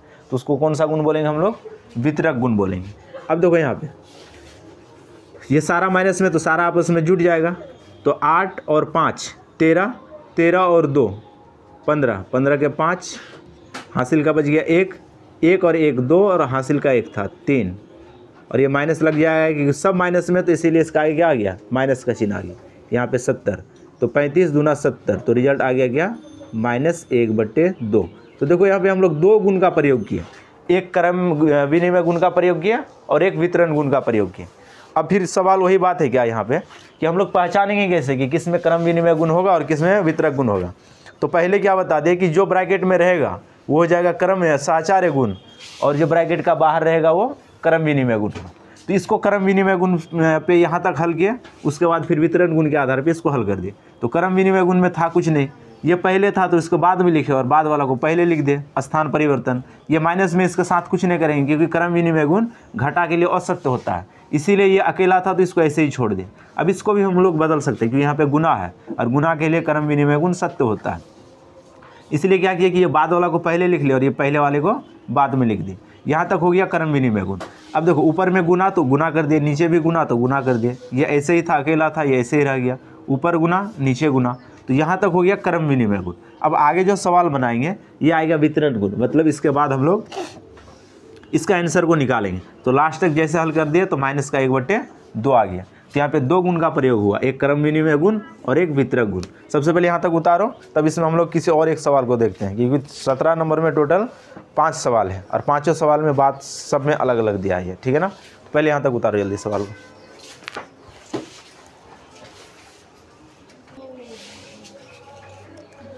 देखो 17 में 2 ही सवाल है, 18 नंबर में टोटल 5 सवाल है। तो 17 नंबर में ये 1 नंबर सवाल था और 2 नंबर सवाल भी सेम इसी प्रकार से बनाना है, कोई अंतर नहीं है दोनों में, ठीक है ना। मतलब दोनों क्रम विनिमय गुण और वितरक गुण पे ही बन जाएगा दोनों सवाल। अब आ जाओ 18 नंबर सवाल में। अब 18 नंबर सवाल तो डायरेक्ट ये बोर्ड मास पे सवाल बनेगा। मतलब यहाँ पे बोला गया कि इसको सरल करें, मतलब इसका आप डायरेक्ट आंसर निकालिए। जैसे बोर्ड मास पे भिन्न का जोड़ घटा गुना भाग आता है, उसी माध्यम से इसका डायरेक्ट आंसर निकाल देना। इसमें टोटल 5 सवाल है, तो इसमें से कोई एक सवाल को देखते हैं। जैसे देखो इसका 5 नंबर सवाल जो लिख रहा है ये -5/6 गुना 4/5, ये ब्रैकेट बंद कर दिया यहाँ पे, प्लस 5/6 गुना -18/15, इसको ब्रैकेट में बंद कर दिया। फिर घटा में दे दिया 1/2 गुना 3/4। अब इस सवाल को हल करना है। अब ध्यान देना इसमें, सबसे पहले यहाँ पे ध्यान देना कि इसमें जो जो कटेगा ना उसको पहले कटा दो। देखो ये दोनों गुना में है, ये दोनों गुना में है, ये दोनों गुना में। तो ये एक बात तो पता है हम लोग को बोर्ड मास के अनुसार कि सबसे पहले ब्रैकेट का ही काम करना होगा। अब उसके अंदर जो जो चीज़ होगा जोड़ घटा गुना भाग, उसका हल पहले करना होगा, ठीक है ना। तो देखो ऊपर ऊपर गुना होगा, नीचे नीचे गुना, ऊपर ऊपर गुना, नीचे नीचे गुना, ऊपर ऊपर गुना, नीचे नीचे गुना। लेकिन और एक बात है क्या कि ऊपर नीचे कटा भी सकते हो, जो जो कटेगा उसको तुम कटा सकते हो। तो अगर इस घर में देखें तो ये देखो 5 से 5 कट जाएगा। अब फिर ये कटेगा, ये 2 से कटेगा, ये भी 2 से कटेगा, तो 2 दूना 4, 2 तिये 6। इस ब्रैकेट का कहानी खत्म हो गया। अब आ जाओ इसमें, अब इसमें भी देखते हैं हम लोग, तो इसमें भी कटेगा। देखो 5 तिये 15, 6 तिये 18, 3 से 3 कट गया, इस ब्रैकेट का भी कहानी खत्म। अब इसमें भी आ जाओ, इसमें लेकिन नहीं कटेगा कोई, ऊपर नीचे कोई नहीं कट रहा। तो अब चलो हल करते हैं आगे, क्योंकि हम लोग को जिसको इसको कटाना था उसको कटा दिए। अब देखो इसके ऊपर में सिर्फ और सिर्फ माइनस का 2 बचा और नीचे में सिर्फ क्या बच गया, 3 बच गया, जोड़। अब इस जगह पे देखो ऊपर भी कुछ नहीं बचा, नीचे भी कुछ नहीं बचा, लेकिन भाग में याद रखना जब ऊपर नीचे कुछ नहीं बचता तो 1 बचता है, वो 0 नहीं बचता है। ये घटा में ऐसा होता है कि जब घटाने के बाद कुछ नहीं बचा तो क्या बचा, 0, लेकिन भाग में भाग देने के बाद कुछ नहीं बचता तो क्या बचता है, 1 बचता है। इस बात को याद रखना। तो यहाँ पे बच गया -1, ठीक है। अब इसमें आ जाओ, इसमें तो कोई कटा नहीं, तो ऊपर ऊपर गुना, नीचे नीचे गुना, 1 गुना 3 3 और 2 गुना 4 तो 4 दूना 8। अब यहाँ पे आ गया क्या, भिन्न का जोड़। अब ये तो आसान हो गया, अपने से ही बना सकते हो इसको। तो 24 क्या आ गया, लघुत्तम आ गया इसका 3 8 24, 8 को -2 से गुना तो कितना हो जाएगा, 8 दूना 16। अब देखो प्लस माइनस चिन्ह किसका आ जाएगा यहाँ पे, माइनस का। इसके नीचे कुछ नहीं था तो 1 था या फिर 1 है। देखो जब इसको इससे भाग देंगे तो 24 आएगा, 24 गुना 1 तो 24, माइनस तो माइनस, 8 3 24, 3 आ गया, 3 3 9। अब देखो सारा माइनस में तो सारा आपस में जुट जाएगा, 9 और 4 कितना हो गया, 13, 13 और 6 19, 19 का 9, हासिल का 1, 2 और 1 3 और यहाँ पे 1 था तो कितना हो गया 4, आगे लग जाएगा माइनस बटे में 24। यही हो गया आंसर। कहने का मतलब ये बोर्ड मास पे सवाल था। जिस प्रकार से 7 क्लास में हम लोग बोर्ड मास को बनाते आए हैं उसी प्रकार से सवाल को बना लेना। तो देखो 18 में टोटल 5 सवाल है, उसमें से एक सवाल बता दिए। अब सारा सवाल इसी प्रकार से बनाना, ठीक है ना। यहाँ तक उतारो पहले।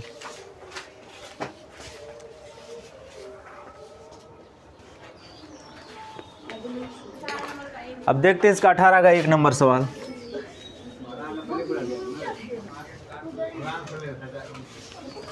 तो 1 नंबर सवाल क्या लिख रहा है कि -3/5 और गुना में -10/9 गुना 21/-4 गुना -6। अब फिर वही बात है कि ऊपर नीचे जो कटेगा उसको कटाओ, नहीं कटेगा तो ऊपर का ऊपर गुना, नीचे का नीचे गुना। देखो ये कट जाएगा, 3 3 9, 5 दूना 10। अब देखो ये नहीं कटेगा तो इसको छोड़ दे, लेकिन इससे ये कटेगा, 2 दूना 4, 2 3 6। अब चलो इसको हल करते हैं हम लोग। देखो ऊपर में बच गया क्या, 2। अब देखो गुना में माइनस माइनस क्या रह गया है, प्लस रह गया, और नीचे का 3 रह गया ऐसे ही। अब यहाँ पे देखो गुना ऊपर का 21, लेकिन एक बात और देखो ये इससे कट जाता ना, ये गुना में ही है सारा, तो मतलब ऊपर में तो सिर्फ तब क्या बच गया। अब ध्यान देना यहाँ ये सारा गुना में था, इससे ये कटा 2 बार में, इससे ये कटा 3 बार में। उसके बाद देखो इसके बाद इसको हम लोग सबसे पहले इसको कटाए, 2 दूना 4, 2 3 6। अब यहाँ पे बच गया 2 को इससे काट दे क्योंकि सारा गुना में ही पद था। अब देखो और एक चीज़ कट जाएगा, इससे ये भी कट जाएगा क्योंकि देखो सारा गुना में था, तो गुना में ऊपर नीचे कटता है, सीधा सा बात। तो ऊपर और नीचे हम लोग कटा दिए, तो ऊपर में सिर्फ और सिर्फ क्या बचा, देखो ऊपर में सिर्फ और सिर्फ देखे तो 21 बच गया, नीचे में कुछ नहीं बचा। अब माइनस का भी काम करना होगा, देखो minus minus plus plus minus minus minus minus plus, तो मतलब ये किस में रह जाएगा, प्लस में रह जाएगा। तो हो गया आंसर ये। तो ये था 18 का 1 नंबर, ठीक है। इसको उतार लो।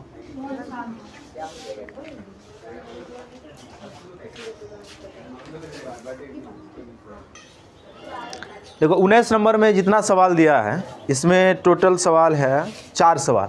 अब इसमें बोला क्या कि क्रम विनिमय गुण को आप सत्यापित कीजिए। तो क्रम विनिमय गुण किसके लिए दिया, गुना के लिए, जबकि जोड़ के लिए भी ये सत्य है, लेकिन हम लोग को दिखाना किसके लिए है, गुना के लिए। तो क्रम विनिमय गुण मतलब स्थान में परिवर्तन, सीधा सा बात है। मतलब x गुना y बराबर क्या होगा, y गुना x। बस इसी चीज़ को हम लोग दिखाएंगे और ये दोनों तरफ बराबर हो जाए तब हम लोग क्या बोलेंगे, ये क्रम विनिमय गुण पे आधारित है। और हम लोग पहले से जानते हैं कि गुना के लिए क्रम विनिमय गुण हमेशा क्या होता है, सत्य होता है। चलो पहला समीकरण को लेके चलते हैं, मतलब दायां पक्ष या फिर बायां पक्ष। ये हो गया बायां पक्ष, इसको लेके चलते हैं हम लोग सबसे पहले। तो बायां पक्ष, तो बायां पक्ष में देखो x गुना y है। अब ध्यान देना x के यहाँ पे बैठ जाएगा माइनस का 1/5 गुना y के यहाँ पे 2/7, ऊपर ऊपर गुना नीचे नीचे गुना। अगर ऊपर नीचे कटता तो कटा देते। -1 गुना 2, माइनस का 2, 5 गुना 7, 7 बचे 35। ये समीकरण 1 मान लो। ये हम लोग सिद्ध कर दे कौन सा पक्ष, बायां पक्ष का आंसर निकाल दिए। तथा अब निकालेंगे हम लोग दायां पक्ष। अब देखो दाएं पक्ष में क्या y गुना x है, इसको उल्टा कर दिया ये। तो अब देखना यहाँ पे y के जहाँ पे अब मतलब इसको पहले बैठाना है और गुना x को बाद में बैठाना है।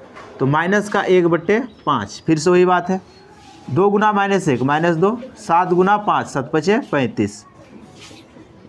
अब दोनों समीकरण देखो आपस में बराबर हो गया ना, इसका भी निकला -35 2/35, इसका भी निकला -2/35, मतलब दायां पक्ष और बायां पक्ष दोनों क्या आ गया बराबर। तो यहाँ पे वही लिखेंगे कि अतः समीकरण 1 तथा 2 से, समीकरण 1 तथा 2 से क्या हो गया कि दायां पक्ष, इसको डायरेक्ट हम लोग लिख देंगे ये वाला, x गुना वाई बराबर y गुना x। समीकरण 1 और 2 यही चीज़ को बता रहा है, इसी चीज़ को सिद्ध करना था, मतलब सत्यापित करना था। इस चीज़ को हम लोग सत्यापित कर दिए। तो इसी प्रकार से सारा सवाल को बनाना। तो देखो ये 19 का 2 नंबर था, इसी प्रकार से तुम लोग सारा सवाल को बना लोगे। तो यहाँ तक उतारो, तो फिर आगे सवाल देखते हैं।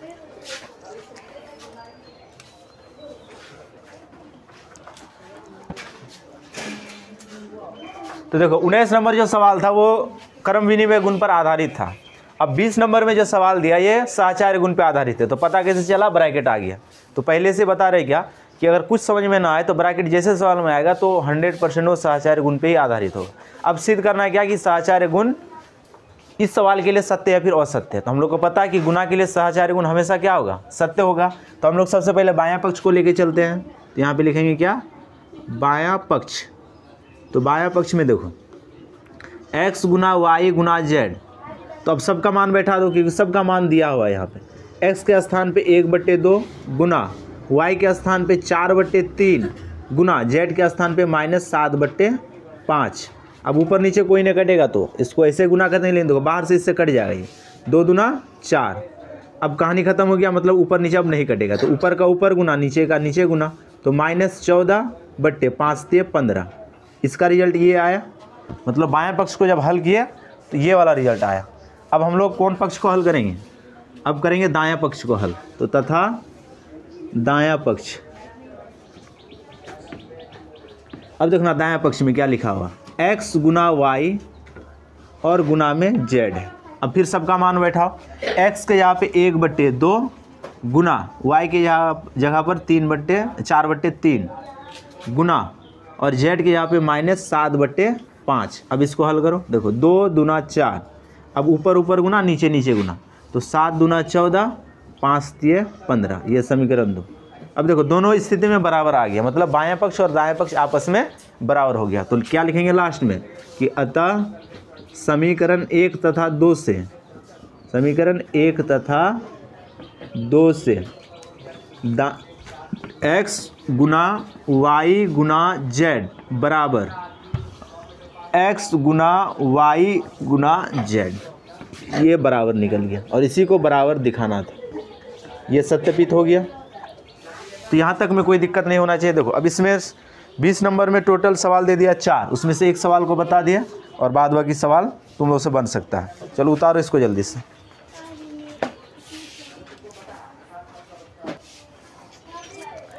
तो देखो 1.1 का ये अंतिम सवाल है, मतलब 21वां सवाल है। अब इसमें टोटल सवाल दे दिया 4 सवाल है, उसमें से 1 नंबर सवाल को बनाते हैं।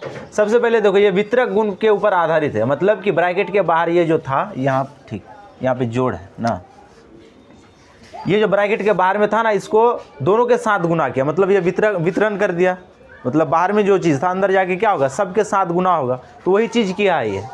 पहले इसको ये बायां पक्ष में इस रूप में रखा, दायां पक्ष में क्या कर दिया, x को y के साथ भी गुना कर दिया, x को z के साथ भी गुना कर दिया, क्योंकि दोनों के साथ एक गुना होगा क्योंकि ब्रैकेट के बाहर है। ठीक है, तो सबसे पहले हम लोग बायां पक्ष को हल करते हैं। यहाँ पे बायां पक्ष, तो बायां पक्ष में x गुना y जोड़ z, अब बैठाओ सबको, -5/2 गुना y के जगह पर 16/3 और z के जगह पर -1। अब इसको हल करते हैं। सबसे पहले किसका काम होगा, ब्रैकेट का काम होगा। ये चीज़ हम लोग बोर्ड मास में ही पढ़े हैं, लघुत्तम आ जाएगा 3, तो ये हो गया 16, ये प्लस माइनस माइनस, इसके नीचे कुछ नहीं तो 1 है, इसको इससे भाग देंगे तो 3 आएगा, 3 गुना 1 तो 3। अब आगे हल करते हैं इसको, -5/2, इसको घटाएंगे तो ये आ जाएगा ऊपर में 13/3। अब इसको गुना कर दो, ऊपर का ऊपर गुना, नीचे का नीचे गुना, क्योंकि ऊपर नीचे कटेगा नहीं। तो 13×5 = 65 3 दूना 6, ये निकल गया समीकरण 1। मतलब बायां पक्ष का रिजल्ट आ गया -65/6। अब चलो हम लोग देखते हैं ये दायां पक्ष इसका। तो यहाँ पे लिखेंगे क्या, तथा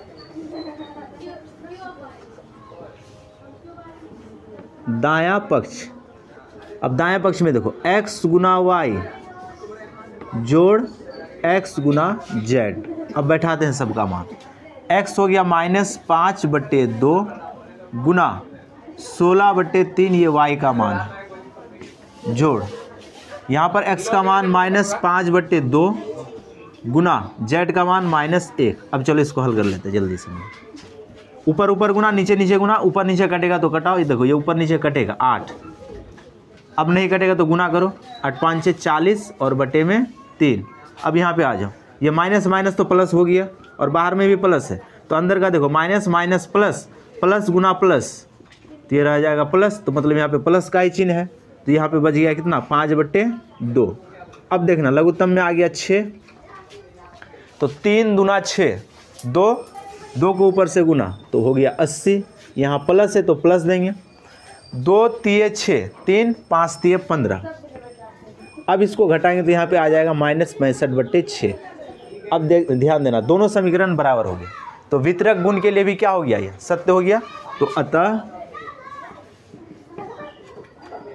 समीकरण 1 तथा 2 से नीचे आ रहा ना, यहाँ आ रहा, तो इस चीज़ को आप लिख देंगे यहाँ पे x गुना y प्लस z बराबर x गुना y जोड़ x गुना z। इसी चीज़ को हम लोग को सत्यापित करना था और ये सत्यापित हो चुका है। तो देखो ये चैप्टर हो गया पूरा कंप्लीट। तो 3 वीडियो में हम लोग पूरा चैप्टर को कंप्लीट कर लिए। पहला वीडियो में हम लोग 1 से लेकर 6 नंबर सवाल तक देखें, दूसरा वीडियो में 7 से लेकर 15 तक देखें, 16 तक, और तीसरा वीडियो ये 17 से लेके 21 तक पूरा सवाल कंप्लीट हो गया। अब जिसको भी जो भी दिक्कत है तो जाके वीडियो सबको देखो, चैनल को जाके सर्च करना, सारा वीडियो आ जाएगा वहाँ पे। तो इस सारा को देख लेना तो सारा सवाल समझ में आ गया। इसके अलावे अगर दिक्कत है तो तुम दोबारा पूछ सकते हो, और बाद बाकी जो यूट्यूब में बच्चा है वो नीचे कमेंट करें कि हाँ कौन सा सवाल आपको समझ में आया फिर नहीं आया, या फिर इसके अलावे आपके पास जो व्हाट्सअप नंबर है आप सवाल को उसमें भेजें, तो उसी के माध्यम से आपको बता दिया जाएगा। तो 1.1 आज हम लोग पूरा complete. Good morning students, Chanakya परिवार में आप सभी का स्वागत है। हम लोग इससे पहले 1.1 को पूरा समाप्त किए, जिसमें हम लोग कुल 3 वीडियो बनाए। तो उसके बाद देखो 1.2 को आज हम लोग पूरा पढ़ेंगे, और इसमें बहुत ही कम सवाल है। इसमें 2 ही चीज़ को पढ़ेंगे हम लोग। सबसे पहला चीज़ इसमें पढ़ेंगे क्या कि संख्या रेखा पे परिमेय संख्या को कैसे दर्शाते हैं, और दूसरा पढ़ेंगे क्या कि 2 परिमेय संख्याओं के बीच कितना परिमेय संख्या हम लोग लिख सकते हैं। तो यहाँ पे लिखा हुआ क्या कि संख्या परिमेय संख्या का निरूपण, मतलब इसको हम लोग संख्या रेखा पे कैसे दर्शाएंगे। तो एक सवाल यहाँ पे लिखा हुआ क्या कि निम्नलिखित संख्या को संख्या रेखा पर दर्शाइए। तो संख्या रेखा को सबसे पहले समझते हैं। संख्या रेखा मतलब ये एक लाइन है, इस प्रकार से एक रेखा है, इसके बीच में 0 बैठता है, ये चीज़ हम लोग को पहले से पता है। 0 के दाएं तरफ जितना संख्या आएगा ये हमेशा प्लस वाला संख्या होगा, मतलब 0 से बड़ा संख्या, और इससे पहले जितना संख्या आएगा वो हमेशा माइनस वाला संख्या होगा। सबसे पहले इस चीज़ को समझ में आ जाना चाहिए कि 0 के बाद जितना संख्या लिखेंगे वो हमेशा प्लस में, मतलब 0 से बड़ा होगा, और 0 से पहले जितना होगा वो हमेशा माइनस में, ठीक है ना, और वो हमेशा 0 से छोटा संख्या होगा। अब इस चीज़ को संख्या रेखा पे दर्शाना है, जितना भी यहाँ पे दे दिया। अब 1 नंबर सवाल देखें, इसमें लिख रहा है क्या कि 9/4। अब इसको संख्या रेखा पे कैसे हम लोग दर्शा सकते हैं। तो संख्या रेखा पे इसको कैसे दर्शाएंगे, इस 9/4 को सबसे पहले देखो, ये ऊपर में 9 है, मतलब ये हो गया अंश, और ये नीचे वाला हो गया हर। तो सबसे पहले अंश को तुम लिखो, जितना दिया उसको वहाँ तक पहले लिखो। तो 9/4 ये प्लस वाला संख्या है, मतलब ये 0 के बाद आएगा। तो 0 के बाद आएगा मतलब 1, उसके बाद 2, समान दूरी होना चाहिए बीच में, ये 3 4 5 6 7 8 9। अब इसके नीचे में जो वो सभी में बैठा दो, 0 के नीचे नहीं बैठाएंगे, क्योंकि 0 के नीचे बैठाएंगे तो वही संख्या आ जाएगा फिर से। ये 4 है नीचे में, तो ये 4 सब में बैठा देंगे। और हम लोग को दर्शाना था 9/4, तो 9 तक में इस 4 को बैठाएंगे हम लोग, तो नीचे आ गया 4। इसी प्रकार से इसको घेर देंगे, तो यही हो गया हम लोग का आंसर। तो मतलब प्लस वाला संख्या को हम लोग 0 के बाद में दर्शाएंगे और माइनस वाला संख्या को 0 के पहले दर्शाएंगे। तो जैसे 7/10, तो 7 तक लिखेंगे हम लोग और नीचे में सबका 10 बैठा देंगे। 7/12 7 तक लिखेंगे, नीचे में सबका 12 बैठा देंगे। उसी प्रकार से अब देखो ये माइनस वाला संख्या आ गया, ये 4 नंबर में ये माइनस वाला संख्या आ गया। तो संख्या रेखा इस प्रकार से खींचे और इसके बीच में 0 बैठ गया। अब माइनस आ गया तो 0 के बाएं तरफ सारा बैठेगा, तो 5 तक हम लोग माइनस में लिखेंगे। -1, -2, -3, -4 और -5, और नीचे में 7 है तो सबका नीचे में 7 बैठाएंगे। और हम लोग को ये वाला चीज़ को दर्शाना था, तो इसको इस प्रकार से घेर देंगे। ये हो गया आंसर। तो ये पहला पॉइंट सभी को समझ में आ गया होगा कि तुम्हारे चैप्टर में पहला चीज़ यही बताया कि संख्या रेखा पे संख्या को दर्शाइए। तो प्लस वाला संख्या को इस प्रकार से दर्शाएंगे और माइनस वाला संख्या को इस प्रकार से दर्शाएंगे। तो यहाँ तक सभी को समझ में आ गया होगा। पहले यहाँ तक उतारो, तब फिर हम लोग दूसरा पॉइंट को देखते हैं इसमें।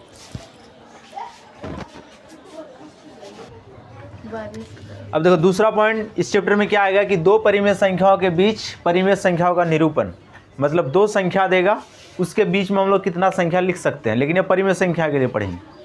तो यहाँ पे देखो ये जो तीर का चिन्ह देके लिखे ना कि दो परिमेय संख्याओं के बीच अनंत परिमेय संख्या होता है। एक बात तो ये क्लियर हो गया कि जब भी दो संख्या के बीच परिमेय संख्या लिखने के लिए बोलेगा तो ये अनंत होगा, इसका कोई अंत नहीं है।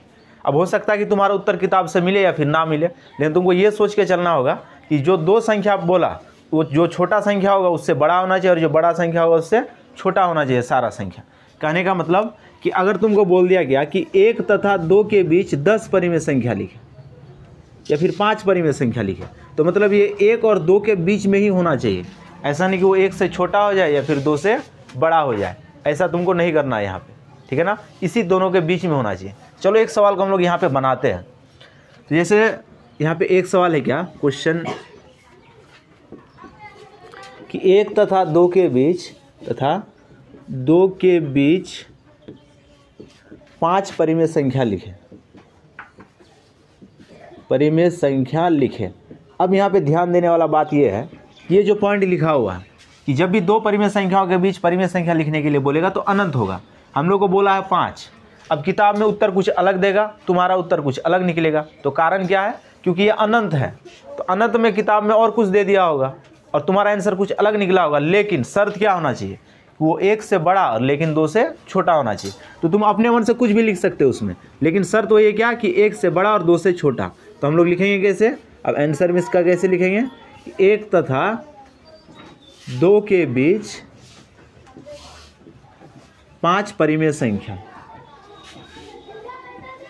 परिमेय संख्या। तब 1 से बड़ा 1.1, 1.2, 1.3, 1.4, 1.5 हो गया आंसर ये। क्योंकि देखो ये 1 से बड़ा लेकिन 2 से ये सारा छोटा है, तो ये भी आंसर हो सकता है। अब कोई आंसर को ऐसे भी लिख सकता है कि 1.7, 1.8, 1.9, 1.99, 1.23, ऐसे भी तो हो सकता है। 1, 2, 3, 4, 5 आ गया परिमेय संख्या। ये भी मतलब ये भी इस दोनों के बीच में आ गया। ये भी देखो 1 से बड़ा और ये 2 से छोटा है, तो ये भी आंसर सही हो सकता है। तो कहने का मतलब कि अनंत है, उस अनंत में तुमको 5 को लिखना है। और वो 5 किताब में हो सकता है कि दूसरा दे, तुम्हारा आंसर दूसरा हो, लेकिन शर्त वही है क्या कि 1 से बड़ा और 2 से छोटा होना चाहिए। तो यहाँ तक पहले उतारो, तब फिर हम लोग इसमें भिन्न वाला सवाल को देखेंगे।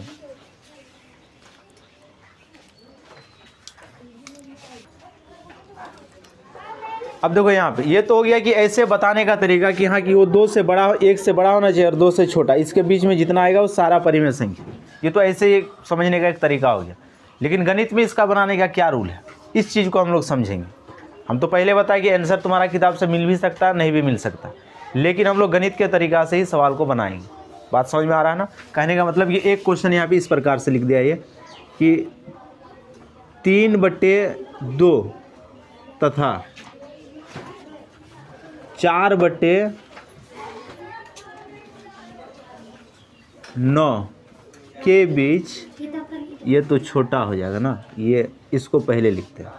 4/9 तथा 3/2 के बीच 5 परिमेय संख्या लिख।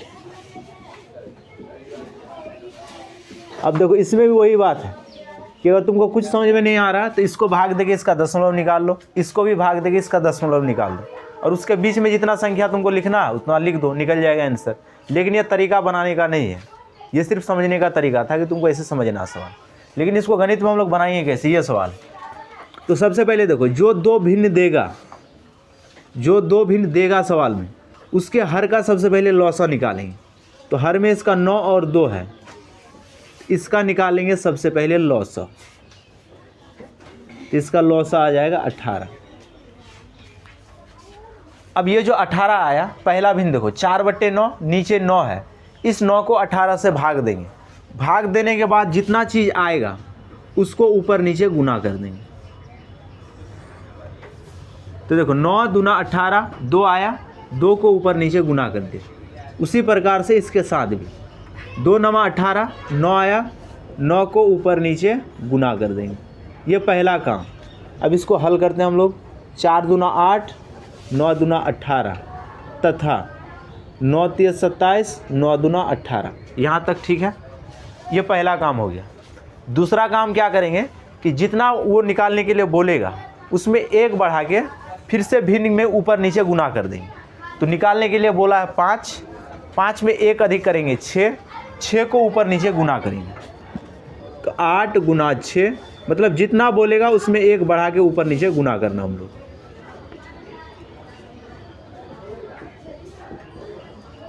तो जैसे गुना करेंगे तो कितना हो जाएगा, 8 का 48, 18 6 कितना हो जाएगा 108, सही है ना। तथा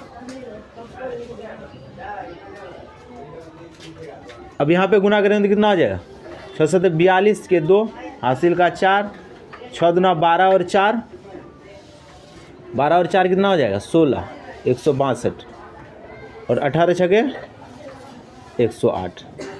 ये दूसरा काम था कि जितना बोला था उसमें 1 अधिक करके उसको ऊपर नीचे गुना कर दिया। अब यहाँ पे ध्यान देना, 48/108 ये आया है किसके स्थान पे, 4/9 के स्थान पे आया है।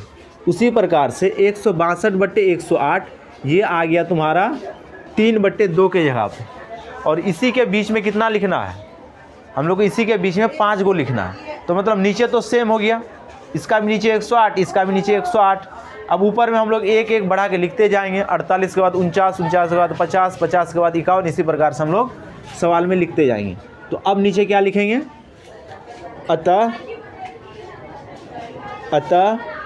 4/9 तथा 3/2 के बीच 5 परिमेय संख्या, 5 परिमेय संख्या, 5 को लिखेंगे। अब देखो 48 से बड़ा 49/108, 49 से बड़ा 50/108, इससे बड़ा 51/108, इससे बड़ा 52/108, इससे बड़ा 53/108। ये हो गया हम लोग का आंसर। तो ये हो गया बनाने का तरीका। तो इसी प्रकार से सारा सवाल को हम लोग बनाएंगे। सबसे पहले इसको उतार लो, तब हम लोग देखेंगे इसमें और एक सवाल कि माइनस वाला जो परिमेय संख्या है उसको हम लोग कैसे लिखेंगे। सबसे पहले इसको उतारो।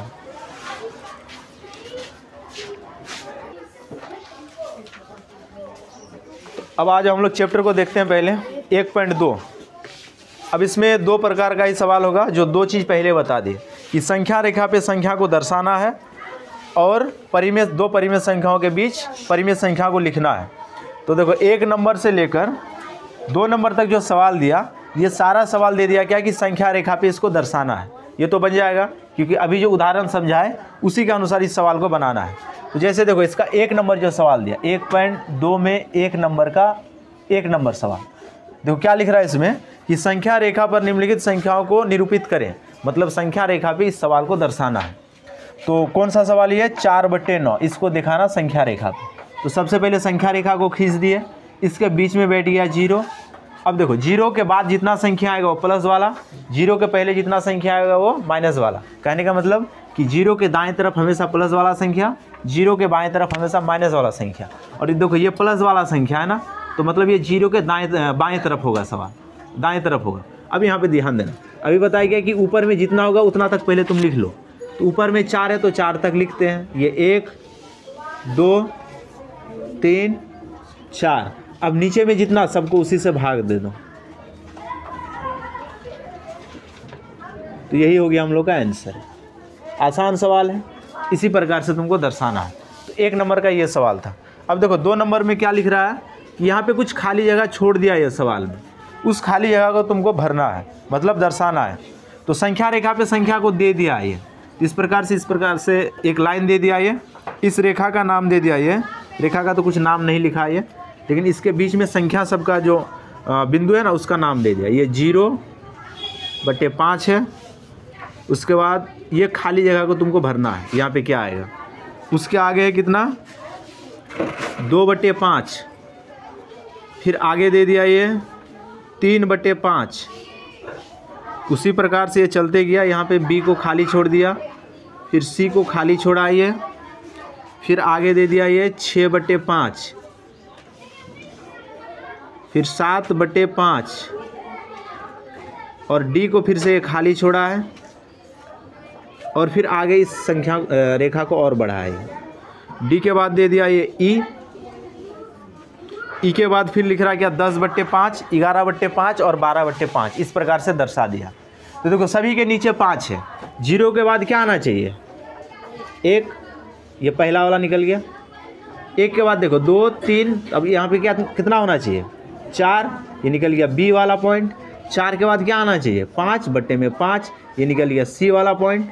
सी के बाद देखो 5 के बाद 6 7, तो अब यहाँ पे कितना होगा 8/5, ये डी वाला पॉइंट निकल गया। और 8 के बाद 9/5, ये निकल गया ई वाला पॉइंट। तो यही हो गया आंसर। मतलब जो जो खाली जगह था, नीचे तो सेम चीज़ है, सबका 5 है, और ऊपर में जो जो संख्या कमी था वो लगातार संख्या को लिखा है, 0 1 2 3 4 5 6 7 8 9 10 11 12, इस प्रकार से लिख दिया है। तो ये चीज़ भी तुम लोगों को समझ में आ गया होगा। तो ये 1 नंबर था, ये 2 नंबर था। यहाँ तक सवाल को उतारो, तब फिर आगे सवाल को देखते हैं हम लोग।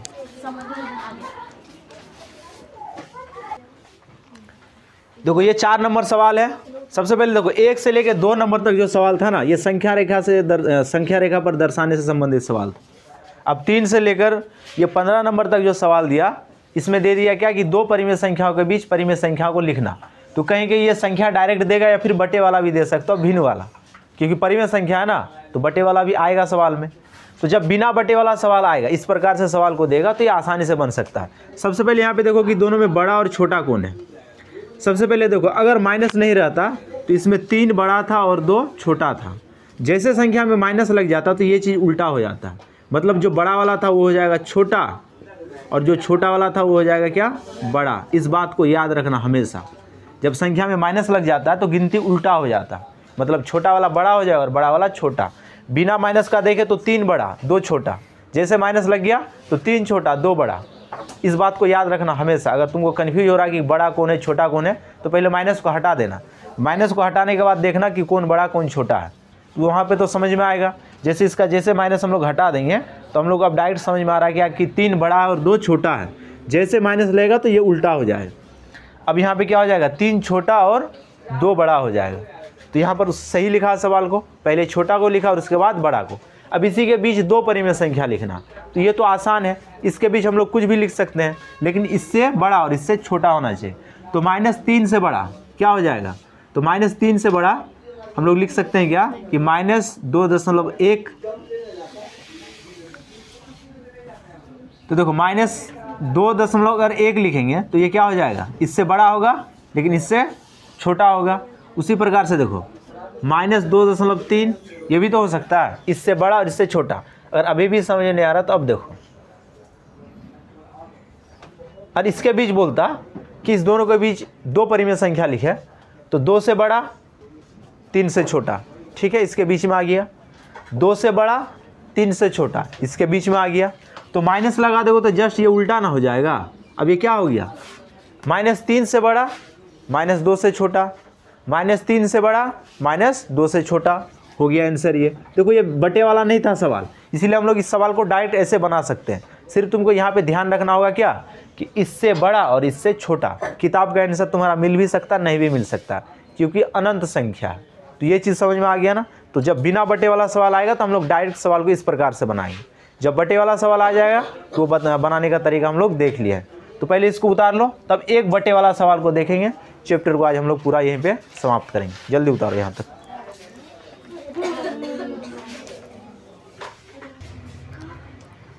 अब ध्यान देना, ये 6 नंबर सवाल है, इसमें माइनस और प्लस दोनों वाला सवाल दे दिया। तो माइनस है तो ये जाहिर सी बात है क्या होगा, ये छोटा ही होगा क्योंकि ये माइनस है, और 1/2 प्लस में है तो ये बड़ा संख्या। इस दोनों के बीच 4 परिमेय संख्या लिखना। अब ये आ गया बटे वाला और बिना बटे वाला, तो दोनों को बटे में बना दो तुम। इसको लिख सकते हो हम लोग क्या, 1/1। तो बटे वाला में सबसे पहला रूल क्या है कि इस नीचे का सबसे पहले निकालेंगे क्या, लॉसा, ये पहला काम। तो 1 तथा 2 का लॉसा, इसका लॉस 100 कितना आ जाएगा, 2 आ जाएगा। अब फिर बात वही है कि इस नीचे वाले को इसको भाग देंगे, भाग देने के बाद जो आएगा ऊपर नीचे गुना, तो आ गया 2, 1 को 2 से भाग देंगे तो आएगा 2, तो ऊपर नीचे इसको गुना कर दिए। उसी प्रकार से 1/2 नीचे 2, 2 को 2 से भाग देंगे तो आएगा 1, 1 को ऊपर नीचे गुना करेंगे। अब इसको हल करेंगे,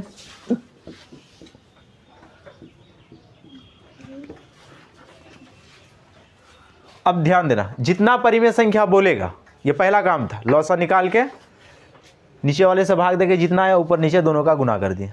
तो यहाँ तक हम लोग पहुँच गए। अब अगला काम क्या है कि जितना परिमेय संख्या बोलेगा उसमें एक अधिक करेंगे और उसको ऊपर नीचे गुना कर देंगे। तो 4 बोला तो 5 लेंगे, 5 को लेकर ऊपर नीचे इसको गुना कर देंगे।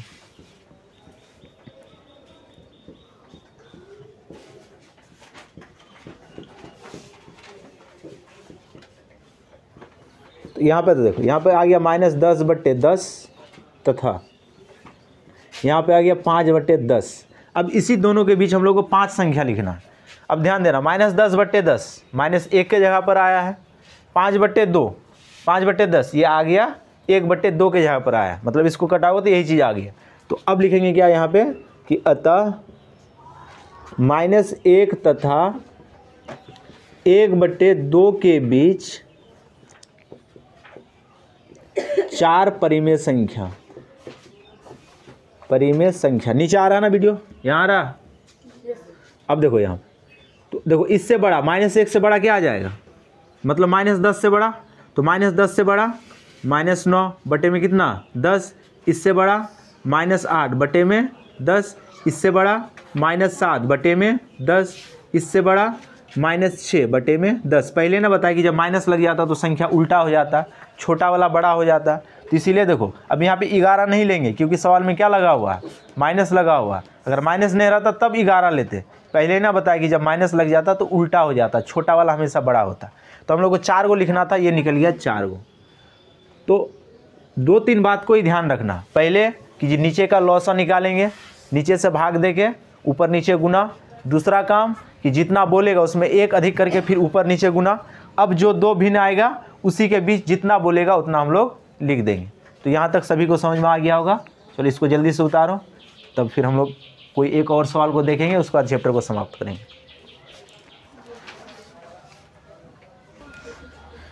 तो देखो 1.2 का ये 2 सवाल को देखते हैं हम लोग। ये लास्ट सवाल है, 15 तक ही सवाल है चैप्टर में।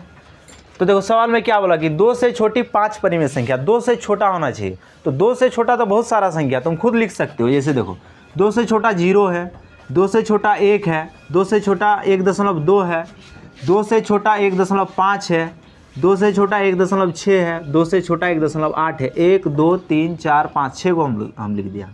होगा तो अनंत ना, लिखना है 5 को, लेकिन शर्त क्या है, वो 2 से छोटा होना चाहिए। माइनस वाला भी संख्या इसमें आ सकता है, कोई लिख सकता है -1 -2 -3 -4 -5, ये भी आंसर सही है।